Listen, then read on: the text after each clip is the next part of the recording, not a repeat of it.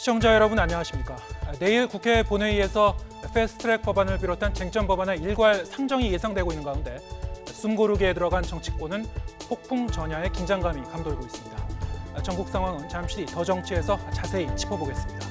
12월 12일 더 뉴스, 오늘의 주요 뉴스 요약해드리겠습니다.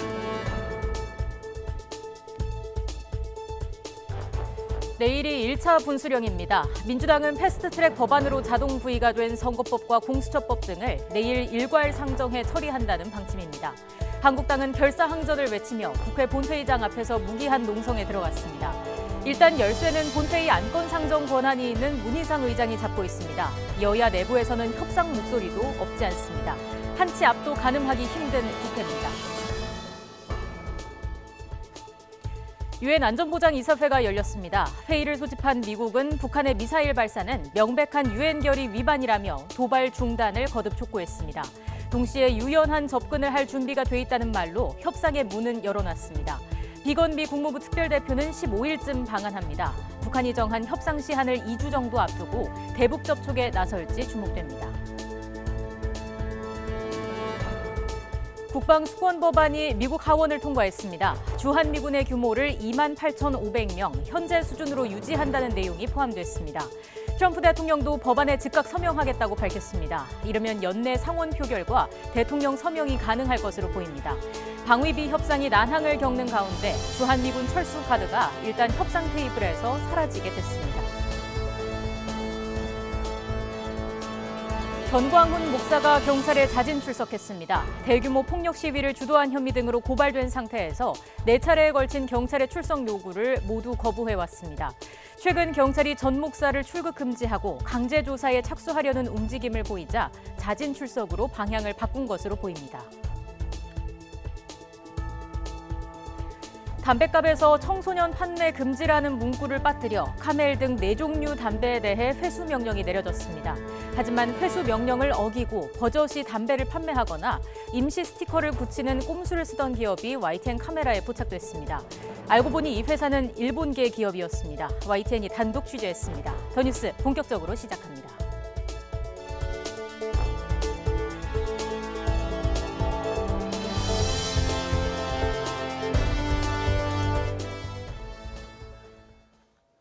더불어민주당이 내일 본회의를 열어 선거법을 비롯한 패스트트랙 법안들을 일괄 상정하도록 문희상 국회의장에게 요청하겠다고 강조했습니다.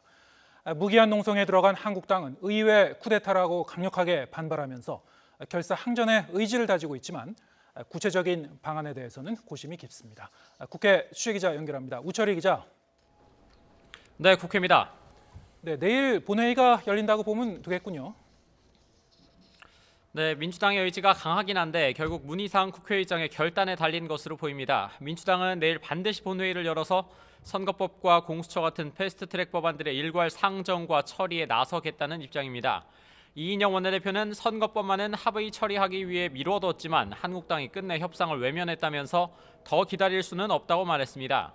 그러면서 문희상 의장에게 이런 뜻을 전하고 패스트트랙 법안의 상정을 요청하겠다고 강조했습니다. 또 한국당 황교안 대표가 협상을 가로막고 있다고 격앙된 목소리로 비난 공세를 퍼부었습니다. 농성을 거두시고 협상을 진두지휘하시기 바랍니다. 주말 장애 집회도 제발 그만 멈추시기 바랍니다. 왜 전광훈 목사와 함께 광화문을 사수하고자 하는지 저는 도저히 이해할 수 없습니다. 본회의가 열리고 선거법 개정안이 상정된다면 한국당은 당연히 무제한 토론, 즉 필리버스터 전략으로 막아서겠죠. 이 필리버스터는 회기 종료와 함께 끝이 나는 만큼 민주당은 임시국회 회기를 3, 4일씩 짧게 잡아 다음 회기 때 곧장 표결에 붙인다는 전략입니다. 내년 총선 예비후보 등록일이 다음 주 화요일, 그러니까 17일 전에는 반드시 선거법을 처리한다는 계획입니다. 4+1 협의체에서도 지역구 225석의 비례대표 75석에서 지역구 250석의 비례대표 50석 그리고 연동률 50%의 수정안으로 가닥을 잡은 것으로 전해졌습니다. 오늘까지 최종안 마련을 계획으로 세부 이견에 대한 막판 협상을 벌이고 있습니다. 오후 2시에는 이와 관련해 바른미래당과 정의당, 민주평화당 등 야3당이 선거법 본회의 상정과 후퇴 중단을 촉구하는 기자회견을 엽니다. 네, 한국당은 무기한 농성에 들어가긴 했는데 고민이 커질 수밖에 없는 상황이군요. 네, 한국당 속이 부글부글 끓지만 그렇다고 뾰족한 수가 있는 것도 아니라서 그게 문제입니다. 일단 한국당은 대여 총력 투쟁을 선포했습니다. 황교안 대표가 무기한 농성에 돌입했고 의원 10여 명이 함께 본회의장 앞 로텐더홀에서 밤을 샜습니다. 황 대표는 오늘 아침 최고위원회의도 그 자리에서 열어서 예산안 날치기는 선거법과 공수처도 날치게 하겠다는 예고라고 날을 세웠습니다. 예산안 날치기 처리는 일종의 발 맞추기 예행 연습이었습니다. 좌파 독재 완성을 위한 의회 구테타가 임박해 있습니다. 우리는 비상한 각오로 막아내기 위한 모든 노력을 다하겠습니다. 심재철 원내대표 역시 민주당과 이중대 정당들이 공수처와 의석수를 맞바꾸는 최악의 밀실 거래를 벌이고 있다고 비판했습니다. 한국당은 이번 주말에도 대규모 장외 집회를 예고하며 총력 투쟁에 나선다는 각오입니다. 실제로 어제 지도부와 중진의원 회의에서는 의원직 총사퇴 요구도 있었던 것으로 파악됐는데요. 하지만 당내에서는 협상론도 만만치가 않습니다. 예산안처럼 일방적으로 다 내주는 최악의 상황이 올 수도 있는 만큼 선거법과 공수처법은 최대한 실익을 끌어내는 게 낫다는 겁니다. 서로 마지막까지 대화의 끈을 놓지는 않겠다고는 했습니다만 민주당은 한국당의 지연 전술을 또 한국당은 민주당의 위장 대화를 의심하고 있습니다. 내일 또 한 번의 큰 충돌 가능성이 커지는 가운데 국회는 지금 폭풍전야입니다. 지금까지 국회에서 YTN 오철입니다. 북한이 제시한 연말 시한을 앞두고 북미 간에 거친 말이 오가는 가운데 스티븐 비건 미 국무부 대북 특별대표가 우리나라를 방문합니다. 판문점에서 북한과 접촉을 시도할 것으로 보이는데 성사될 수 있을지 주목됩니다. 김지선 기자입니다. 스티븐 비건 미 국무부 대북정책 특별대표가 오는 15일쯤 우리나라를 찾습니다. 북한이 제시한 연말 시한을 2주 앞둔 시점입니다. 북미 간 신경전이 가열되고 북한의 추가 도발 가능성이 거론되는 상황이어서 판문점 접촉 성사 여부에 관심이 쏠립니다. The window is still open, but the North Koreans should not miss this opportunity. 국무부 부장관에 지명돼 막바지 인준 절차를 밟고 있는 비건 대표의 방한은 넉 달 만입니다. 지난 8월 당시 러시아 대사 내정서를 일축하고 북한에 손을 내밀었지만 접촉은 성사되지 않았습니다. Regarding the restart of those negotiations, we are prepared to engage as soon as we hear from our counterparts in North Korea. 연말이 다가오자 북한은 고위급 인사들이 연일 릴레이 성명을 내며 대미 총공세를 펴고 있습니다. 하지만 여전히 두 정상 간 관계를 강조하는 등 대화의 불씨를 남겨두었다는 분석 속에 미국과 막판 조율에 나설지 주목됩니다. YTN 김지선입니다. 이런 가운데 유엔 안전보장이사회가 미국의 요청으로 북한의 미사일 발사 문제와 대응책을 협의하기 위해서 회의를 열었습니다. 미국의 켈리 크래프트 대사는 북한에 대해 유엔 결의 위반인 도발을 피해야 한다며 미국은 유연한 협상을 할 준비가 돼 있는 만큼 북한의 대담한 결단을 촉구했습니다. 워싱턴 강태욱 특파원의 보도입니다. 미국이 북한의 미사일 발사에 대응해 2년 만에 소집한 유엔 안보리 회의.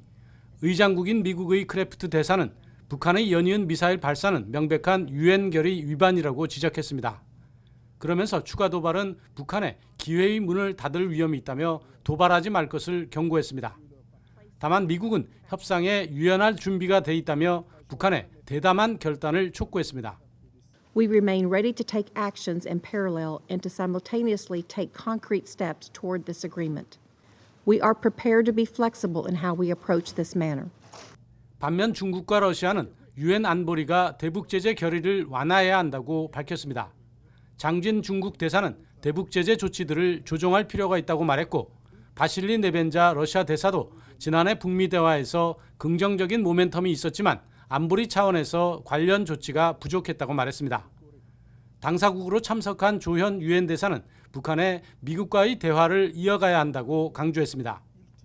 We strongly urge the DPRK to fulfill its obligations under the relevant UN Security Council resolutions and remain meaningfully engaged in dialogue with the United States. 국무부 부장관에 지명된 스티븐 비건 대북 특별대표도 회의에 앞서 안보리 이사국 대표들과 오찬 회동했습니다. 북한의 추가 도발 가능성을 막고 외교적 해결을 해나갈 수 있도록 미국에 대한 지지를 당부한 것으로 전해졌습니다. 북한이 정한 연말 협상 시한을 앞두고 도발 가능성이 커진 상황에서 미국이 전격 안보리 회의를 소집해 압박과 대화 메시지를 동시에 던진 만큼 북한의 반응이 주목되고 있습니다. 워싱턴에서 YTN 강태욱입니다. 최근 트럼프 대통령이 한미 방위비 분담금 협상의 카드로 주한미군 철수를 거론했었죠. 하지만 미국 하원이 주한미군 규모를 현재 28,500명 수준으로 유지하는 내용을 담은 법안을 통과시켰습니다. 트럼프 대통령도 이 법안이 상원 표결도 통과하면 즉각 서명하겠다고 밝혔습니다. 이종수 기자의 보도입니다. 현재 한국에 주둔 중인 미군 병력은 28,500명 정도입니다. 미국 상하원 군사위원회가 이 숫자를 유지하는 내용으로 내년도 국방예산법안, 즉 국방수권법안에 합의했습니다. 이는 올해 국방수권법에 명시된 22,000명의 주한미군 하한선을 6,500명 늘린 겁니다. 미국의 국익에 부합하거나 국방장관이 동맹국들과 협의를 거친 경우엔 이해가 적용될 수 있도록 했지만 사실상 현재 주한미군 규모를 유지하도록 제안한 것입니다. 이번 합의는 최근 트럼프 대통령이 한미 방위비 분담금 협상에서 압박카드로 주한미군 철수를 거론한 가운데 나온 것입니다. It can be debated. I can go either way. I can make arguments both ways. But I do think this. I think if we're going to do it, I think it's, they should burden share more fairly. 이랬던 트럼프 대통령이 현지 시각 11일 트위터에 주한미군 규모를 현행으로 유지하는 국방수권법안에 즉각 서명할 것이라고 말했습니다. 민주당이 다수인 하원은 내년도 국방수권법안을 찬성 377표 대 반대 48표로 승인했습니다. 이제 다음 주말쯤 상원에서 표결에 붙여질 예정인데 가결되면 대통령 서명 절차만 남겨두게 됩니다. YTN 이종수입니다.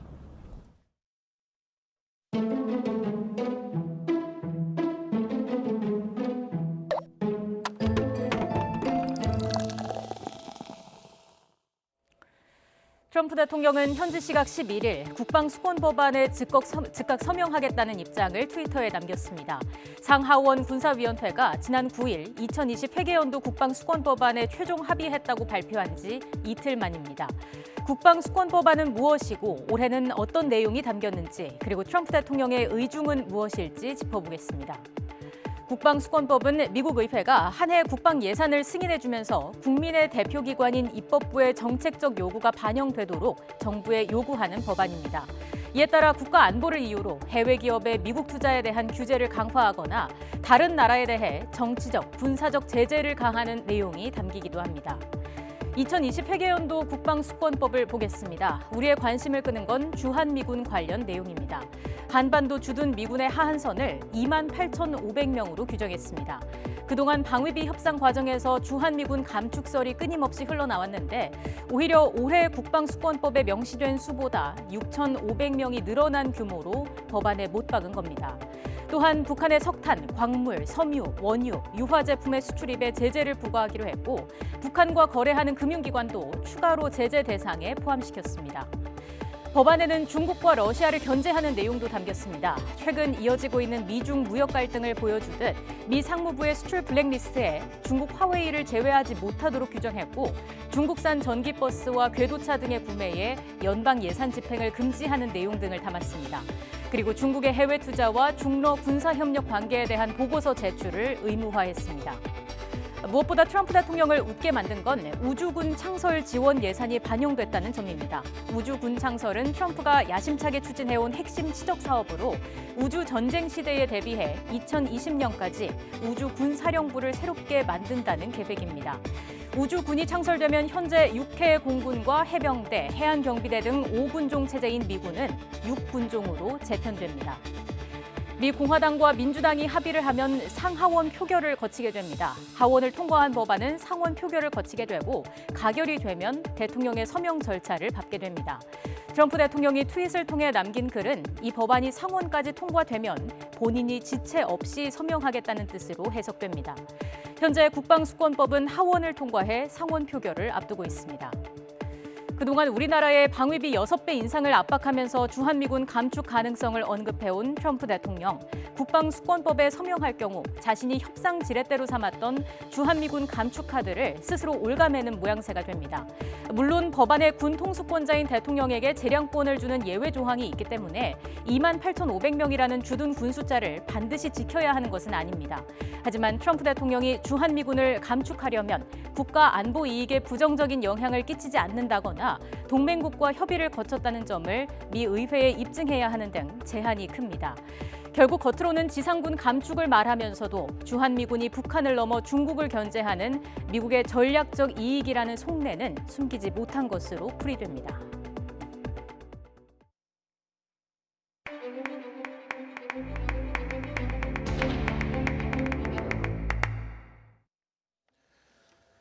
대규모 폭력 시위를 주도한 혐의 등으로 최근 출국 금지 조치가 내려진 전광훈 목사가 경찰에 출석해 조사를 받고 있습니다. 전 목사는 그동안 조사를 일체 거부해왔는데 최근 경찰이 강제 조사에 착수하려는 움직임을 보이자 자진 출석한 것으로 보입니다. 취재 기자 연결해서 자세한 내용 들어보겠습니다. 부장원 기자. 네, 사회부입니다. 네, 지금 전 목사가 경찰에 출석해서 조사를 받고 있는 거죠? 예, 그렇습니다. 전광훈 목사는 오늘 오전 10시쯤 서울 종로경찰서에 출석해 조사를 받고 있습니다. 전 목사는 폭력 시위 주도와 내란 선동 등 모두 6가지 혐의로 고발당한 상태인데요. 오늘은 지난 10월 서울 광화문에서 열린 대통령 하야 촉구 집회에서 폭력 시위를 주도한 혐의에 대해 조사받고 있습니다. 당시 집회 참가자들이 청와대 진입을 시도하고 이를 가로막는 경찰에게 폭력을 휘둘러 40여 명이 연행됐습니다. 경찰은 당시 집회를 주도한 전 목사에게 폭력 시위 책임이 있다고 보고 조사하고 있습니다. 전 목사는 그동안 4차례에 걸친 경찰의 출석 요구에 모두 응하지 않았었는데요. 그러나 경찰이 최근 출국 금지 조치를 내리고 체포영장 신청까지 검토하는 것으로 전해지자 입장을 바꾼 것으로 보입니다. 전 목사는 오늘 경찰서에 나오면서 자신은 참가자들에게 불법 시위를 하면 안 된다고 분명히 강조했다며 혐의를 부인했습니다. 또 같은 집회에서 내란 선동 발언을 했다는 혐의로 고발된 건에 대해서도 문재인 대통령을 먼저 수사하지 않으면 앞으로도 조사에 응하지 않겠다는 기존 입장을 되풀이했습니다. 전 목사는 이와 함께 여러 집회 현장에서 불법 헌금을 모금해 기부금 분법을 어긴 혐의 등으로도 고발당한 상태인데요. 경찰은 일단 오늘은 폭력 시위에 관해서 조사한다는 계획이지만 조만간 다른 혐의와 관련해서도 조사를 벌일 것으로 보입니다. 지금까지 사회부에서 YTN 부장원입니다. 성추행 여부와 법원의 양형을 두고 논란이 일었던 이른바 곰탕집 성추행 사건에 대한 유죄 판결이 대법원에서 확정됐습니다. 대법원 2부는 강제추행 혐의로 기소된 A씨의 상고심에서 징역 6개월에 집행유예 2년을 선고한 원심 판결을 확정했습니다. 재판부는 피해자 진술 내용에 주요한 부분이 일관되고 허위로 A씨에게 불리한 진술을 할 만한 동기나 이유가 분명하게 드러나지 않는 한 진술의 신빙성을 함부로 배척해서는 안 된다며 이같이 판결했습니다. 앞서 A씨는 지난 2017년 대전의 한 곰탕집에서 모임을 마친 뒤 일행을 배웅하던 중 옆을 지나치던 여성의 신체 부위를 움켜잡은 혐의로 재판에 넘겨졌습니다. 원금 손실로 논란이 커진 해외금리 연계형 파생결합펀드 DLF와 관련한 재발 방지 대책이 확정됐습니다. 은행의 고위험 상품 판매를 규제한 초안과 비슷한 내용인데요. 은행권의 제안을 받아들여 일부 규제는 완화하기로 했습니다. 취재기자 연결해서 내용 알아보겠습니다. 조태영 기자. 네, 경제부입니다. 네, 금융당국의 DLF 대책 어떤 내용이 담겼습니까? 네, 이번에 금융당국의 발표 내용은 지난달 DLF 대책 초안을 확정한 내용입니다. 당시에는 투자자가 이해하기 어렵고 원금 손실 가능성이 큰 투자 상품을 고난도 금융투자 상품으로 규정하고 이 가운데 사모펀드와 신탁의 은행 판매를 금지하는 내용이 포함됐는데요. 지나친 규제라는 은행의 반발이 이어지면서 최종안에는 일부 규제를 완화하기로 했습니다. 공모형 주가 연계증권 ELS를 담은 신탁의 판매를 제한적으로 허용한다는 건데요. 구체적으로는 기초자산을 주요국 대표 주가지수로 정하고 이 가운데 공모로 발행되며 손실 배수가 1 이하인 파생결합증권을 담은 신탁 상품은 은행에서도 판매할 수 있도록 한 겁니다. 다만 이 경우에도 판매 규모를 현재 잔액인 40조 원 이내로 제한하고요. 투자자에게 녹취는 물론이고 승낙 의사표현이 없으면 자동으로 가입이 취소되는 숙려 제도는 적용해야 합니다. 다소 모호하다는 지적을 받았던 고난도 금융상품의 기준도 확정됐습니다. 파생 상품이 포함된 복잡한 상품이면서 원금 손실률이 20%를 넘을 수 있는 상품으로 규정했는데요. 다만 기관 투자자 사이의 거래나 거래소에 상장된 상품은 제외하기로 했습니다. 다시 말하자면은 상품 구조가 다소 복잡하더라도 원금의 80% 이상이 보장된다면 은행에서 팔 수 있다는 뜻입니다. 이와 별개로 금융감독원은 내년에 신탁 같은 은행권의 고이원 상품 판매 실태와 관련한 검사도 벌인다는 방침입니다. 지금까지 경제부에서 YTN 주태현입니다. 우리나라에서 담배를 팔려면 반드시 담배값에 흡연 경고와 청소년 판매 금지 문구를 넣어야 합니다. 최근 일본계 기업인 JTI 코리아가 청소년 판매 금지 문구를 넣지 않았다가 전량 회수 등의 시정 명령을 받았는데요. 그런데 YTN 취재 결과 문제가 된 담배들이 버젓이 판매되고 있는 것으로 확인됐습니다. 김지환 기자입니다. 최근 일본계 담배 기업 JTI 코리아는 정부의 시정 명령을 받았습니다. 국내에서 판매하는 담배 4종 가운데 메비우스와 카메르 담배값에서 청소년 판매 금지라는 문구를 빠뜨렸다가 적발됐습니다. 여성가족부는 지난 6일 문제가 된 제품을 모두 회수하고 문구를 넣어 다시 판매하라고 명령했습니다. JTI 측은 곧바로 시정 명령에 따라 해당 제품의 판매를 중단하겠다고 밝혔습니다. 하지만 YTN 취재 결과 서울 곳곳에서 버젓이 경고 문구가 빠진 담배들이 팔리고 있었습니다. 취재진이 만난 편의점주는 JTI 측으로부터 어떠한 요청도 받은 적이 없다고 밝혔습니다. 심지어 해당 제품이 판매가 금지된 사실조차 모르고 있었습니다. 지금 처음 듣는 얘기예요. 그런 거는 몰랐었거든요. 아직 담배 업체에서는 공문이나 그런 것도 없었고 알지도 못했었고 평상시에 팔던 대로 지금 판매를 하고 있는 중이었어요. 일부 편의점에서는 담배값이 아닌 포장 비닐 위에 임시로 경고 스티커를 붙인 제품들이 유통되고 있었습니다. 시정 명령의 취지와는 달리 JTI 측이 전량 수거를 피하려고 꼼수를 부렸다는 비판이 나옵니다. 담배값 뒷면의 원칙을 따라라라고 얘기했는데 저희는 어쨌든 간에 담배값에 붙이는 거가 원칙이다라고는 생각하고 있습니다. YTN 취재가 시작되자 JTI 측은 소매점이 워낙 많다 보니 시정 조치를 시행하는 데 시간이 걸리고 있다고 해명했습니다.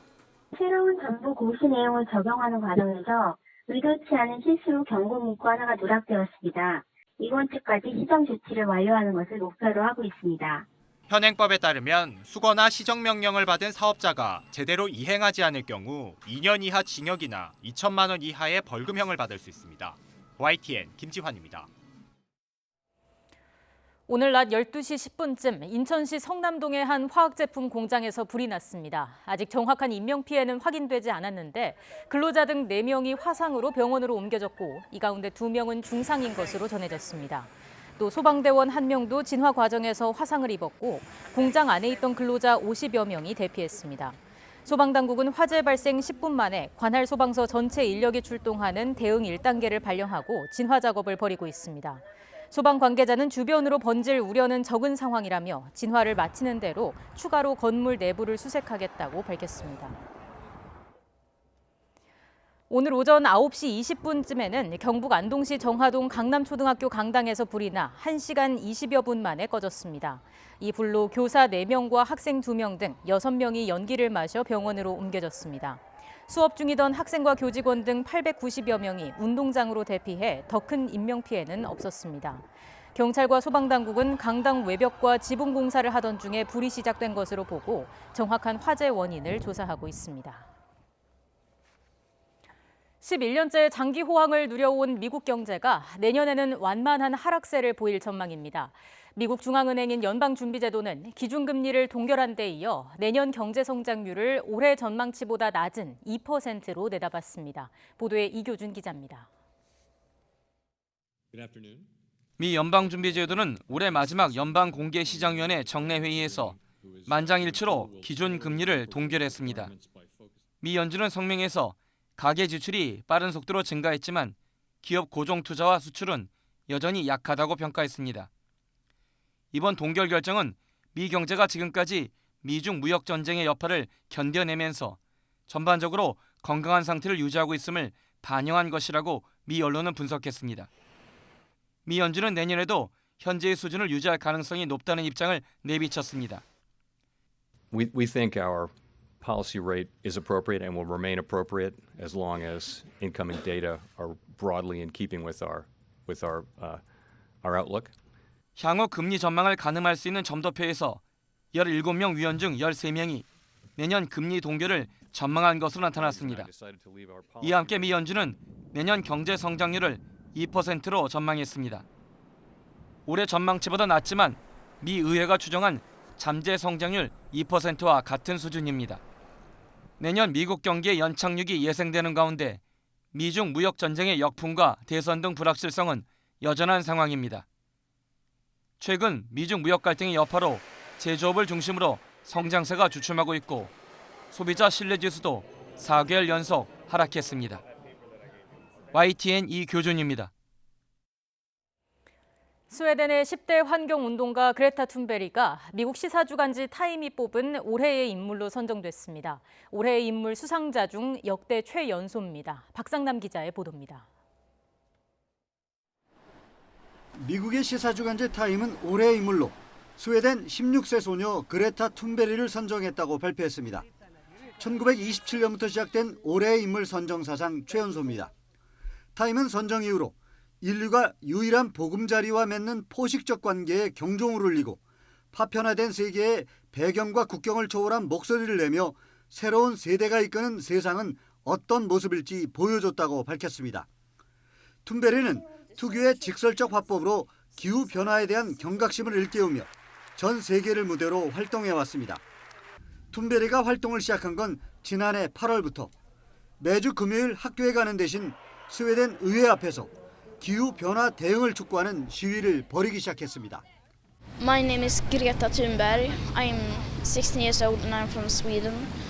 And every Friday I am school striking for the climate outside the Swedish Parliament alongside hundreds of thousands of other children from all around the world.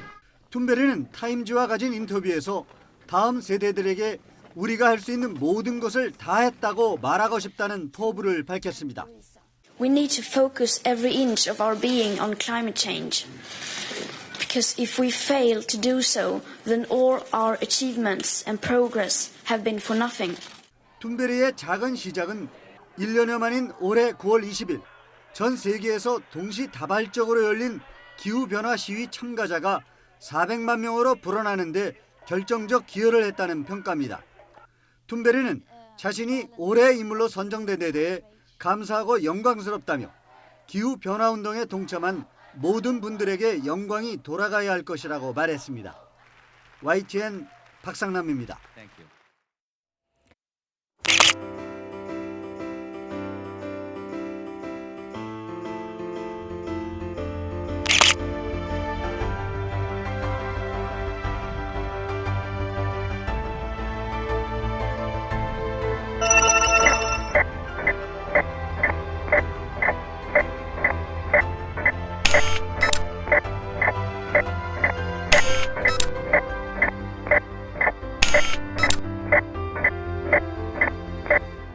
Three, two, one.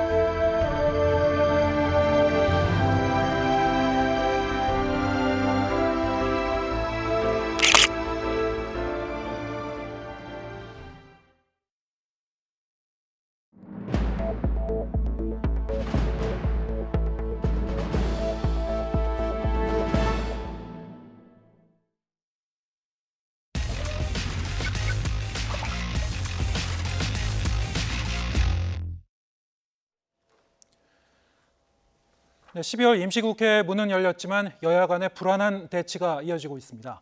4+1 협의체에서 오늘 중 선거법 등의 단일안을 만들지도 관심 사안입니다. 여야 1대1 미니토론 더 정치에서 짚어보겠습니다. 강병원 더불어민주당 의원 그리고 김정재 자유한국당 의원 나오셨습니다. 어서 오십시오. 안녕하십니까. 네, 지금 오늘은 뭐 국회가 약간 숨고르기 상황인 것 같은데 어쨌든 지금 국회 본회의가 좀 어떻게 진행될지에 대해서는 각 당의 대응 상황은 조금 이따가 더 자세히 짚어보도록 하고요. 엊그제 정부 예산안이 이제 통과됐습니다만 워낙 뭐 중요한 문제라 그 관련 기사도 뭐 계속 좀 나오고 있고 이런저런 얘기가 나오고 있습니다. 그 부분 뭐 간단하게 짚어보고 넘어가겠습니다.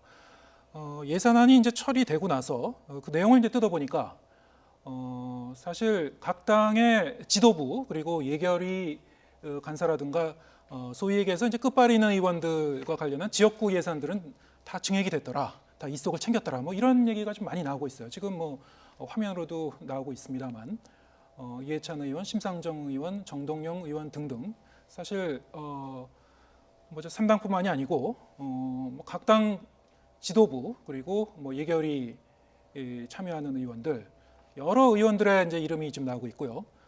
사실 뭐 저게 오랜만의 일이 아니다라고 뭐 치부할 수도 있겠습니다만 국민들 입장에서 보면은 저게 과연 국가 이 재원이 과연 효율적이고 합리적으로 이제 배분되고 있는 건가? 소위 힘 있는 의원들의 지역구 위주로 돈이 흘러가고 있는 건 아닌가라는 의구심을 가질 수도 있을 것 같아요. 근데 워낙이 예산안 그 처리 과정 자체가 졸속이고 그리고 이른바 이제 밀실, 깜깜이 예산 심사라는 말이 많이 나왔으니까 그런 생각을 더 할 수밖에 없는 상황인데 저 어떻게 보셨습니까, 두 의원님들은? 예, 뭐 방금 하셨던 말씀에 대해서도 공감을 하고요. 예. 그러다 보니까 국회 내에서는 이 예결위를 상설위원회로 바꿔야 되는 것 아니냐라는 의견도 많이 있습니다. 정기국회 시작되고 나서 예결위를 시작하고 그 짧은 기간 내에 또 기한이 정해져 있지 않습니까? 11월 30일까지는 다 마무리해서 예. 본회의에 옮겨야 되기 때문에 짧은 기간 내에 이제는 500조가 넘는 예산을 심사하다 보니까 시간이 짧은데 예결위를 좀 상설화해서 하면 어떻겠느냐. 그리고 어떤 부분들은 총액은 예결위에서 하지만 이 세부적인 사업 내용에 대해서는 상임위에서 심사를 하는 게 어떻겠느냐라고 하는 법안들도 국회에 제출이 되어 있습니다. 좀 이렇게 그런 문제들이 좀 근본적으로 해결되는 게 좀 필요하지 않겠나라고 생각이 들고요. 어쨌든 많은 의원님들께서 이 예결위 심사 과정에서 뭔가 좀 본인들의 지역에 필요한 예산들을 챙기려고 하는 것들은 있는데 네. 그런 부분들도 어찌 보면은 우리 국민들 입장에서는 좀 투명하게 공개될 필요가 있다라고 생각을 합니다. 저게 사실 뭐 전수조사를 해서 더 정밀하게 살펴보면은 지금 어떻게 배분이 되는지 또 모르겠어요. 근데 일단은 뭐 지도부라든가 예결위 의원 중심으로 지금 기사가 좀 많이 나오고 있는데 자세히 들여다보면 또 기사마다 약간씩 수치가 좀 다른 부분도 있긴 있습니다. 하지만 어쨌든 간에 이른바 이제 실세 의원, 힘 있는 의원 위주로 재원이 좀 흘러가고 있는 건 아니냐, 뭐 이런 의구심은 저버릴 수가 없어요. 어떻게 보셨어요? 네, 뭐 사실 그런 면이 없지 않아 있습니다. 예.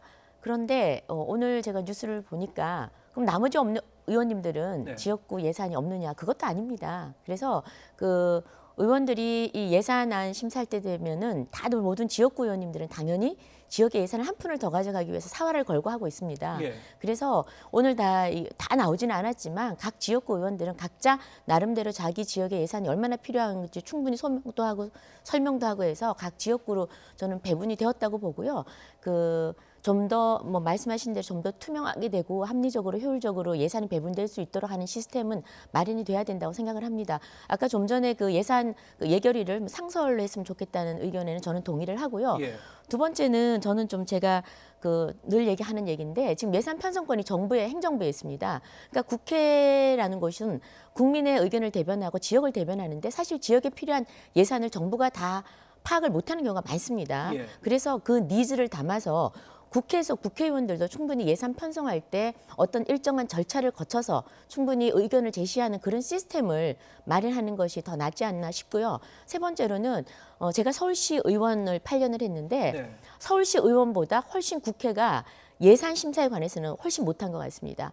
서울시는 상임위에서 예산 심사를 굉장히 강화하고 있습니다. 그래서 상임위에서 예산 심사를 하면 예결위로 오면 함부로 예결위에서 그것을 삭감을 못하게 돼 있습니다. 삭감을 하려면 상임위의 위원들로부터 다시 위원장이나 또는 상임위원회 그 의결을 받아야 됩니다. 그래서 처음부터 상임위에서부터 탄탄하게 예산 심사가 되고요. 예결위에서 이렇게 어디로 도망가서 소소위에서 심사 그 자료도 없이 회의록도 없이 몇몇이 모여서 하는 이런 것은 좀 덜하죠. 물론 일정 정도 있기는 합니다만 이렇게 깜깜이가 되고 특히나 이번 같은 경우에는 다 아시다시피 4+1이라는 어디서 괴물 같은 이상하게 법에도 없고 근거도 없는 듣도 보도 못한 이상한 협의체 모임이 나와가지고 제1야당을 완전히 패싱을 했습니다. 그래서 그 개인 의원들 예산이 들어가고 아니고의 문제가 아니라 제1야당을 완전히 패싱했다는 점, 그리고 그 소소위 속에서 어떤 회의록이나 어떤 투명성이 전혀 없이 그냥 밀실에서 됐다라는 점, 이것을 저희가 좀 주장을 합니다. 또 이제 근원적인 처방으로는 뭐 그 두 분이 말씀하셨습니다만 예결위를 뭐 상소를 한다든가 현재의 어떤 그 시스템적인 측면에서 이거 개선하기 위한 법안도 사실은 이제 그 발의돼 있는 걸로 알고 있어요. 그렇습니다. 그런 부분에 대해서는 왜 국회에서 토론이 제대로 안 되는지 모르겠습니다. 그러게 말입니다. 저도 네. 참 그게 좀 아쉬운데요. 예. 뭐 20대 국회는 좀 늦었습니다만 21대 국회에서는 이런 문제의식을 느끼는 의원님들이 많이 있고 예. 이런 분들이 또 21대 국회 구성의 다수를 차지한다 그러면은 예. 이런 예결위를 상설하는 문제, 그리고 좀 상임위에서 보다 심층적인 심사를 하고 또 예결위에서는 총액 정도를 결정하는 이런 종류의 시스템들이 갖춰진다라고 하면은 예. 저는 좀 21대 국회는 좀 달라지지 않을까 생각이 들고요. 말씀하셨던 것처럼 어쨌든 그 깜깜이 예산, 뭐 실세들이 더 가져간다 이런 부분이 있는데 최근에 이제 예산을 둘러싸고 여야 간의 정쟁이 격해지다 보니까 시간이 촉박하게 되고 그러다 보니까 예결위원 전체가 머리를 맞대고 논의할 시간이 결정적으로 부족해지지 않습니까? 예. 그러다 보니까 이제 교섭단체 간사들끼리 모이는 소소위가 구성이 되는데 이거는 정말 법적인 근거가 없는 게 맞습니다. 회의록도 남기지 않고요. 저는 이 단계까지 가기 전에 그 개수조정 소위에서 모든 걸 마무리 짓는 게 맞다고 봅니다. 근데 정말 근본적으로 시간이 부족하거든요. 네. 그렇기 때문에 좀 시스템적으로 좀 근본적인 개혁이 좀 필요하지 않나 싶습니다. 예. 자, 일단 뭐 그 얘기는 여기까지 하고요. 네. 지금 뭐 내일이라도 이제 국회 그 본회의가 열릴 것 같다라는 얘기가 좀 지금 들어오고 있고요. 지금 상황을 보면은 상당히 좀 유력해 보입니다. 그리고 이른바 이제 쟁점 법안에 대해서 일괄 상정할 거라는 좀 얘기가 나오고 있는데 지금 이제 임시국회인데 사실은 그 좀 따져봐야 될 부분이 이 임시국회가 회기가 이 며칠짜리냐 여기에 대해서 좀 사실은 구체적으로 정해지지 않은 상황 같아요. 그 부분에 대해서도 이제 정해놓고 그 다음 단계로 가야 되는 거죠? 아닙니다. 이 임시회는 기본 30일 아닙니까? 예. 근데 이제 첫 해 본회의가 열리는 날 그 예. 회기도 결정하게 되어 있습니다. 예. 그러니까 만약에 11일부터 임시회가 소집이 되어 있는데요. 예. 내일 13일 날 본회의가 소집이 되고 그 본회의에서 회기를 13일까지로 하면 11일부터 13일까지 3일짜리 임시회가 되는 겁니다. 아니면은 또 회기를 정하는 거에 달려 있는 거거든요. 예. 저는 그렇기 때문에 내일 만약에 본회의가 소집이 되고 그 본회의에서 예산 부수법안 처리 못한 것들이 다시 상정돼서 논의돼야 되고요. 예. 그리고 패스트트랙 법안들이 올려지고 유치원법 3법을 비롯한 민생 법안들이 올려지면 거기서부터 저는 뭔가 좀 새롭게 여야 간에 공방도 시작되고 법안 처리 절차들이 진행될 수 있다고 보고요.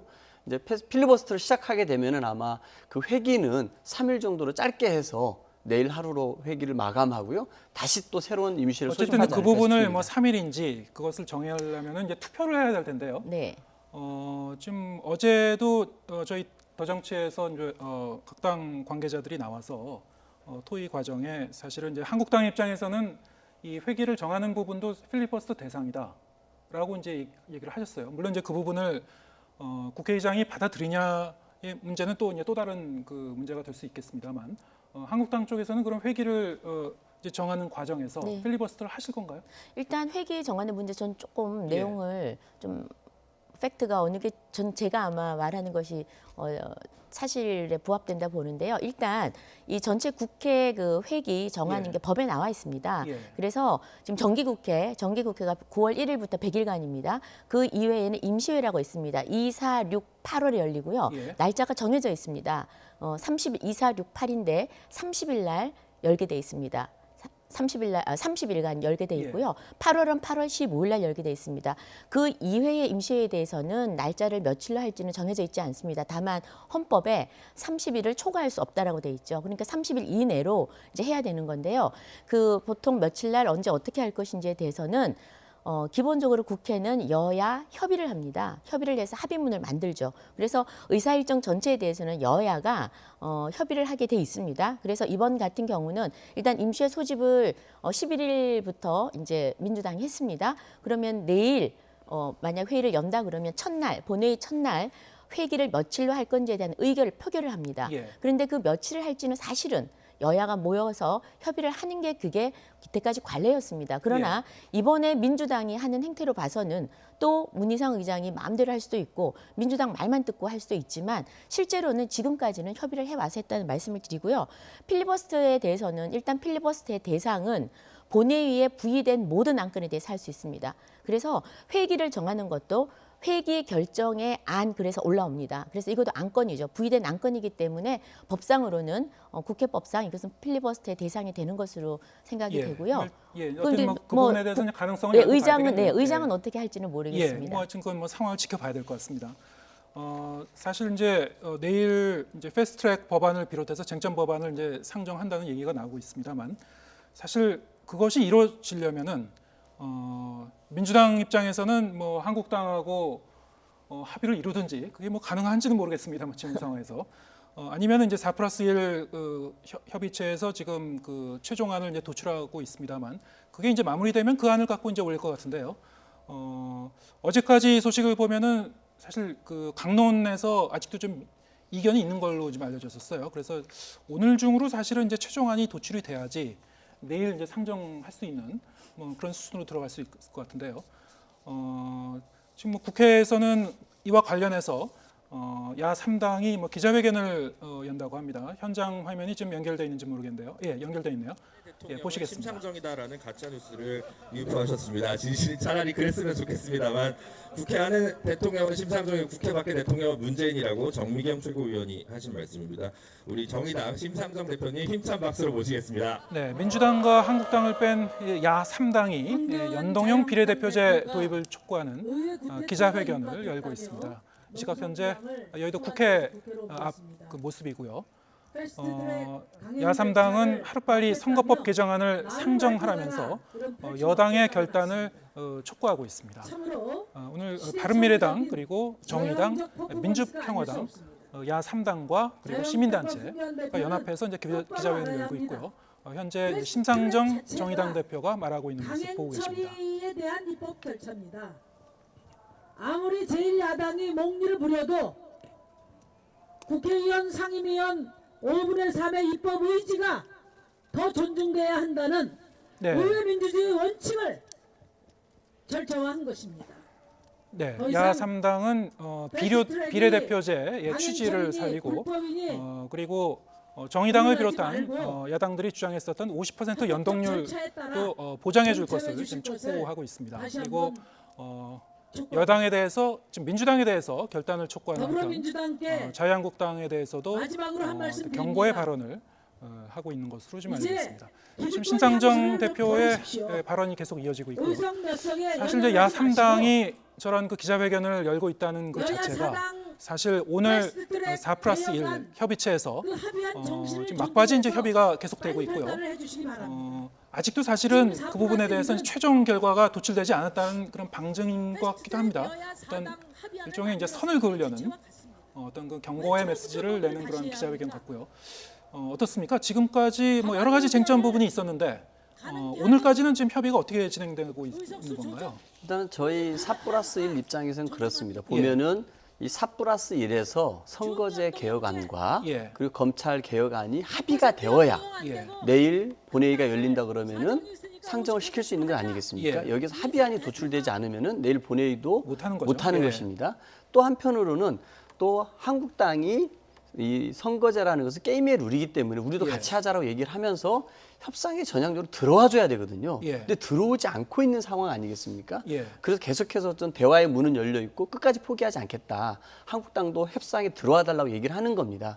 저는 그런 의미에서 어쨌든 4+1에서는 예. 이 단일안을 만드는데 지금 계속해서 노력을 하고 있는 거고요. 네. 그 선거제 개혁에 대해서는 비례대표는 50석, 지역구는 250석으로 하고 연동 비율을 50%로 하는 안들은 거의 다 만들어진 것 같습니다. 예. 근데 이제 그 비례대표 50 내에서 네. 그 캡을 씌워서 네. 25색에 대해서만 연동형을 적용할 것인지 말 것인지 예. 이런 논의가 좀 남았는데요. 예. 이 부분만 타결되면 저는 일사천리로 갈 수 있다고 봅니다. 예. 그리고 이 공수처 설치와 관련해서는 이 백혈연안과 건은위안에서 대부분 다 쟁점이 타결돼서 이것도 거의 저는 성안 단계에 있는 걸로 알고 있습니다. 예. 결국은 선거제에 관련해서만 합의문이 나오면 예. 내일 본회의에서 바로 올릴 수 있는 상황이고요. 저는 내일 이 시간까지라도 저는 한국당이 전향적으로 이 선거제 관련해서는 함께 논의에 참여해 준다라 그러면 그거의 전제는 저는 그렇습니다. 작년 12월에 나경원 원내대표가 5당 합의해서 사인했던 것은 연동형 비례대표제의 취지를 적극 도입을 검토하겠다고 약속했던 바 연동액에 대해서 도입하는 것을 긍정적으로 검토해 준다 그러면은 저는 다 합의를 이룰 수 있다고 보거든요. 그때까지 저는 기다리고 아니면 올린다고 봅니다. 지금 그 강론 선거법이 역시 문제인데 네. 반드시 강론으로 보면은 이 비례대표제를 이제 적용하는 그 각 정당의 최소 득표율을 원하는 이제 3%였던 걸로 알고 있는데 5%로 조정할 건가 말 건가도 이제 논점이었던 것 같아요. 네. 그 부분은 어떻게 조정되고 있습니까? 그 부분은 제가 들은 바로는 예. 그 3%를 할 경우에 예. 너무 소수 정당들이 난립할 수가 있지 않겠습니까? 예. 연동형 비례대표제가 또 있기 때문에 네. 그래서 그 부분은 좀 5%로 좀 상향을 해서 예. 무분별한 정당의 난립은 좀 막고자라고 하는 의견 게 접근을 본 건가요? 본 그 것으로 부분은? 저는 알고 있습니다. 그리고 이게 석패율제 얘기도 나왔었는데요. 네. 예, 그 부분도 어떻게 좀 의견 접근이 된 건가요? 그 부분도 저도 거기까지는 제가 모르겠습니다. 그런데 예. 아마 그 석패율제를 그 전국적으로 하고 예. 각 당에게 예. 그 권한을 주는 이런 방향들로 논의된다고 들었는데요. 예. 구체적으로 어디까지 얘기가 마무리됐는지 모르겠습니다. 사실 이제 검경 수사권 조정안 관련해서는 좀 더 논의할 게 많다는 얘기가 있었는데요. 이게 뭐 내일까지 그게 최종안이 도출될 수 있는지는 모르겠습니다. 제가 봐서는 그 검경 수사권 조정하는 것에 대해서는 예. 저는 건들지 않을 겁니다. 예, 원한대로 가겠다. 그렇습니다. 왜냐하면 지금 이거에 대해서는 검찰도 다시 예. 본인들의 기득권 지키겠다고 예. 더 많은 권한을 가지겠다라고 의견을 의견서를 제시하고 있는 제출했었죠. 상황에서 예, 예. 또 이걸 흔들면은 저는 안 된다고 봅니다. 예. 그래서 검경 수사권 조정은 이 원안대로 가는 게 맞는 것 같고요. 예. 공수처 설치에 대해서는 이 4+1 내에서도 이견이 있었기 때문에 이 부분에 대한 이견 조정들이 거의 막바지인 걸로 알고 있습니다. 네. 자, 한국당 입장에서는 사실 뭐 황 대표도 이제 단식을 끝내고 복귀하셨고, 근데 이제 이렇게 돌아가는 상황을 보면은 상당히 좀 난감한 측면도 있을 것 같아요. 지금 로텐다울에서 무기한 농성이 들어간 건가요? 네, 무기한 농성에 들어갔는데요. 예.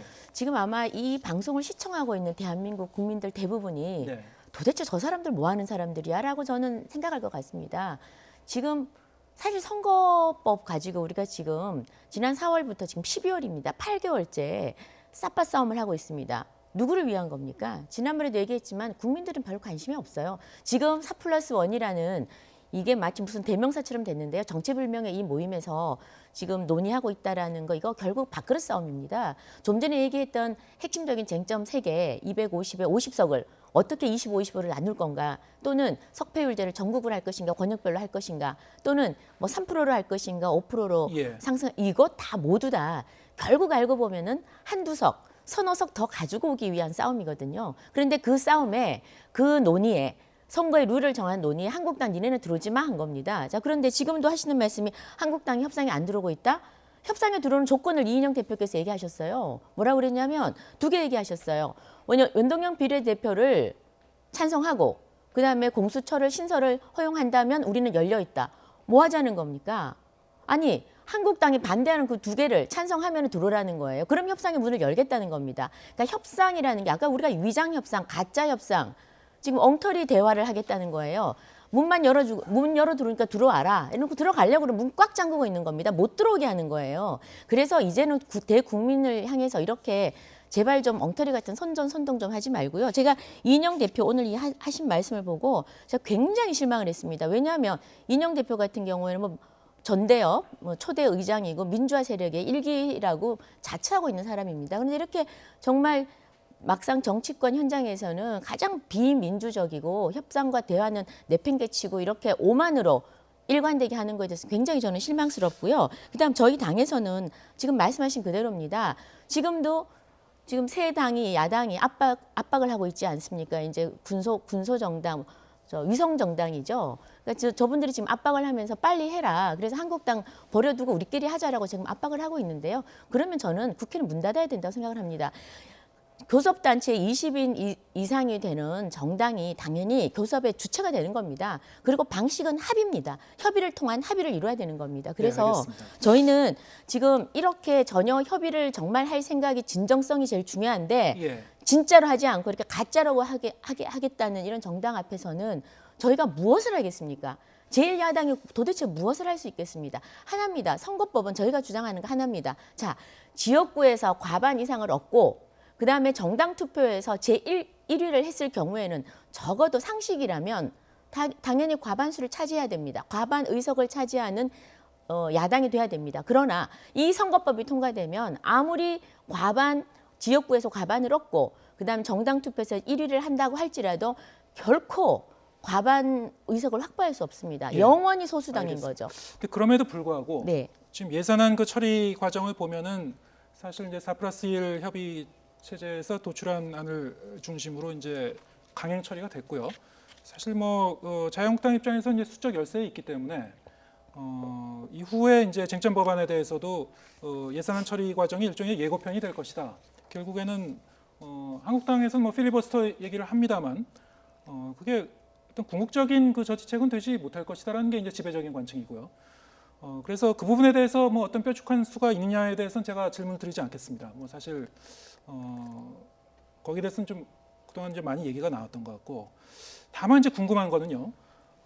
상황이 어쨌든 이런데 한국당 내부에서는 그래도 협상을 하는 게 실리를 챙기는 게 아니냐라는 어떤 그런 목소리도 내부적으로 나올 수 있을 것 같은데요.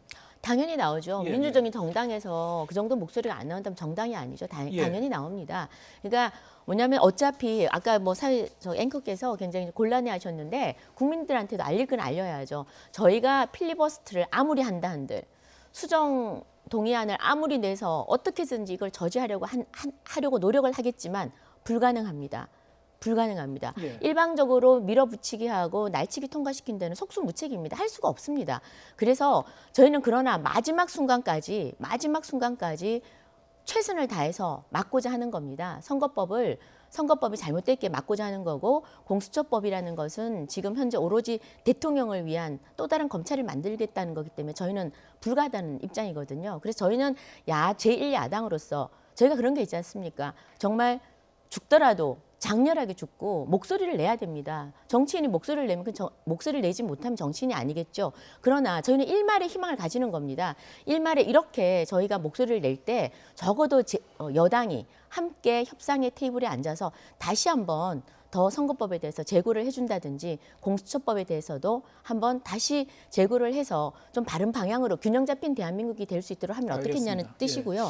그다음에 목소리는 나지만 그럼에도 불구하고 당의 전체적인 그 여론은 여기서 우리가 협상의 문은 열고 계속 협상은 하되 그렇게 우리가 투쟁에 이 고삐를 늦춰서는 안 된다라는 게 다수 의원님들의 의견이 있습니다. 저희 이제 언론도 그렇고 대다수의 이제 국민들 입장에서도 여나 야나 어느 쪽을 편들어서 보기보다는 일단 그 국회 자체가 다시 식물국회, 동물국회로 전락하는 것을 보고 싶지는 않을 겁니다. 그렇습니다. 근데 지금 상황을 보면은 상당히 좀 양당 간의 이제 격돌이 좀 예상되는 그런 그 상황이고요. 근데 내일 본회의를 보면은 어쨌든 그 패스트트랙 법안이 지금 일괄 상정이 되는 건지 아니면은 선거법을 먼저 상정하고 그 다음을 갖다 보는 건지 이 부분도 사실은 좀 궁금하긴 해요. 제가 봐서는 그 4+1에서 그 선거법과 공수처법에 대한 단일안이 만들어진다면은요. 내일 본회의가 바로 열립니다. 그리고 그 의안의 처리 순서는 저는 그렇게 될 거라고 봅니다. 일단은 예산안을 통과시켰고 예산 부수 법안을 통과시키려다 한국당의 격렬한 방해 이런 것들 통해서 다 통과시키지 못했지 않습니까? 예. 그래서 남아있는 예사 부수 법안을 먼저 저는 상정을 해서 통과를 시키고요. 예. 그다음에 선거법, 예. 그다음에 공수처법, 예. 검경수사권 조정법, 그다음에 유치원 3법, 네. 그리고 나머지 민생 법안들을 다 올릴 거라고 생각이 듭니다. 예. 이렇게 되면 아마 예산 부수 법안에 대해서는 필리버스터를 할 수 없게 되지 않겠습니까? 그러면은 선거법에 대해서 한국당이 예산 부수를 통과시키고 난 다음에 선거법에 대해서 필리버스터를 걸고 필리버스터가 시작이 될 겁니다. 그러면 저희 당은 한국당 못지않게 이 선거법이 왜 중요한지 저희 당 역시 찬성하는 필리버스터를 하면서 맞대응을 할 것입니다. 맞대응 필리버스터를 하실 겁니까? 그렇습니다. 그렇게 좀 저희를 준비를 하고 있고요. 예. 그리고 이 회기를 13일까지로 정하는 겁니다. 예. 그러면은 내일 자정이면은 이 필리버스터가 끝나게 됩니다. 예. 그리고 임시회를 다시 소집을 해서 그리고 16일부터 다시 임시회를 소집을 합니다. 예. 그러면은 16일 회기에 임시회가 다시 소집이 되면 네. 그 회기 본회의 중에 첫 번째로 선거법을 올리게 됩니다. 예. 무조건 이렇게 필리버스터 했던 것들은 그 다음 회기에서 자동으로 표결을 하게 되어 표결이 되는 있거든요. 거죠. 그러면 예. 선거법 표결이 끝나게 되면은 예. 만약에 4+1에서 만들고 지금도 한국당에 들어오라 기회를 주고 있음에도 불구하고 한교안 대표가 지침을 내렸기 때문에 예. 이 선거법 무조건 안 돼. 예. 단식을 하고 목숨 걸고라서 막아야 되니까 안 된다라고 지침 투쟁 가이드라인을 줘서 협상을 전혀 안 하고 있는데 저는 큰 예. 실책을 하고 있다고 봅니다. 예산 관련 그 부수 법안에 대해서는 필리버스터를 할 수 있는 건지 없는 건지 못하게 그 되어 부분은, 있습니다. 예, 못하게 되어 있습니다. 예, 그렇습니다. 예, 그렇기 예. 때문에 저는 이 선거법 같은 경우는 4+1 안만 만들어지면 예. 바로 올리게 되고요. 저는 예. 지금이라도 한국당이 들어와야 됩니다. 이미 이것은 연동형 비례대표제 도입을 적극 검토한다라고 한국당도 합의했던 것입니다. 예. 근데 이거를 아예 없애버리고 오히려 270석으로 줄이고 비례대표를 없애버리는 안을 갖고 왔거든요. 네. 이건 전혀 옳지 않은 거고 자. 국민과의 약속도 저는 저버린 것입니다. 그래서 저는 예. 지금이라도 이 4+1 안에 들어와서 협상안을 제시하는 게 저는 맞다고 봅니다. 지금 17일이 이제 총선 예비 후보 등록일이기 때문에 그 전까지는 이제 선거법을 다 처리하시겠다는 입장이시고요. 만약에 그거를 지나치게 되면 어떤 문제가 발생하는 겁니까? 아무 문제가 없습니다. 아무 문제가 없습니까? 없고요. 아무 예. 상관없는 거예요. 지금 아무 상관없는 거고 예년에 그 예비 후보 등록일도 그 17대도 2004년 4월 15일 선거인데 3월 2일 날 네. 통과가 됐고요. 18대 총선도 2월 22일, 19대도 2월 27일, 선거구마다 20대 이제 예비 후보가 3월 등록을 하게 되는데 아무 이후에 상관없습니다. 그 선거구 획정이 좀 예년에 달라지게 되면 좀 문제가 발생하는 거 아닌가요? 문제 발생하지 않고요. 2004년부터 지금까지 전혀 문제 발생 없이 잘했습니다. 자, 먼저 그 하실 말씀이 없으시니까 지금 쭉 말하는 가만히 듣고 있어 보면 야당은 약 107석을 가진 대한민국의 제1야당은 존재하지 않습니다. 지금 4+1에서 결정하면 내일 그냥 본회의를 열겠다고 그러잖아요. 저게 바로 민주당의 기본적인 스탠스입니다.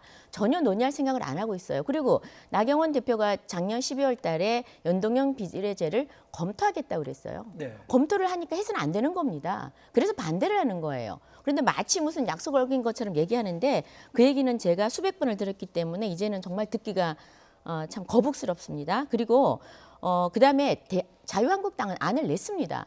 자, 국민들이 국회의원 수를 줄이라고 하니 30석을 줄이자 270석을 내놨습니다. 그리고 비례제는 그 모든 지역구 의원님들이 사실은 의사도 있고 약사도 있고 변호사도 있고 저기 한국노총도 있고 다 있습니다. 그래서 이런 비례 직능을 대표하는 분들이 다 지역구에 나오니 지역구 270석으로 하자. 그렇게 하는 게 한국당이 아닙니다.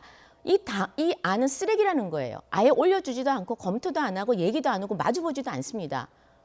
그냥 집 밟고 지나가는 겁니다. 그런데 이런 행태를 지금 국민들이 모르시는 거예요. 그러니까 저희는 너무 정말 답답합니다. 그리고 두 번째는 어제도 이원욱 그 수석과 우리 이번에 새로 선출된 김한표 수석께서 협상을 했습니다. 어저께도 많은 얘기를 나눴습니다. 제가 조금 전에 듣고 왔는데요. 협상이라는 건 지난 그 극한 대치 속에서도 단 한 번도 쉬지 않고 해왔습니다. 그래서 이원욱 수석하고 지난번에는 또 저희 한국당을 대표하는 그 수석 또 다른 정책위 의장하고 계속 논의를 했었어요. 끊임없이 얘기를 합니다. 다만 민주당도 저희한테 요구하는 게 많습니다. 자, 우리가 정의당하고 주장하는 게 잘 안 되니 니네가 좀 들어와서 우리 주장을 대신해주면 않겠느냐라는 부탁도 하고 그래요.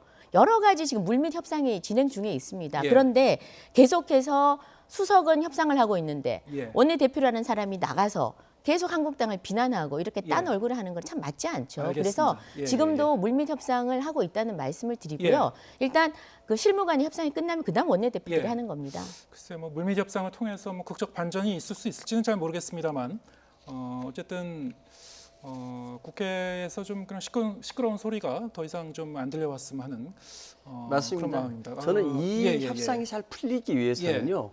황교안 대표가 이 투쟁을 접어야 됩니다. 협상하라고 지침을 내야 되는데 본인이 삭발했죠, 단식했죠, 장애 투쟁하죠. 본회의장 앞에서 농성하고 있는데 어느 의원이 협상을 하겠습니까? 알겠습니다. 지금 뭐 더 얘기하고 싶은데 저희가 좀 시간이 제한돼서요. 어쨌든 뭐 내일 본회의가 열릴 가능성이 굉장히 높아 보이는데요.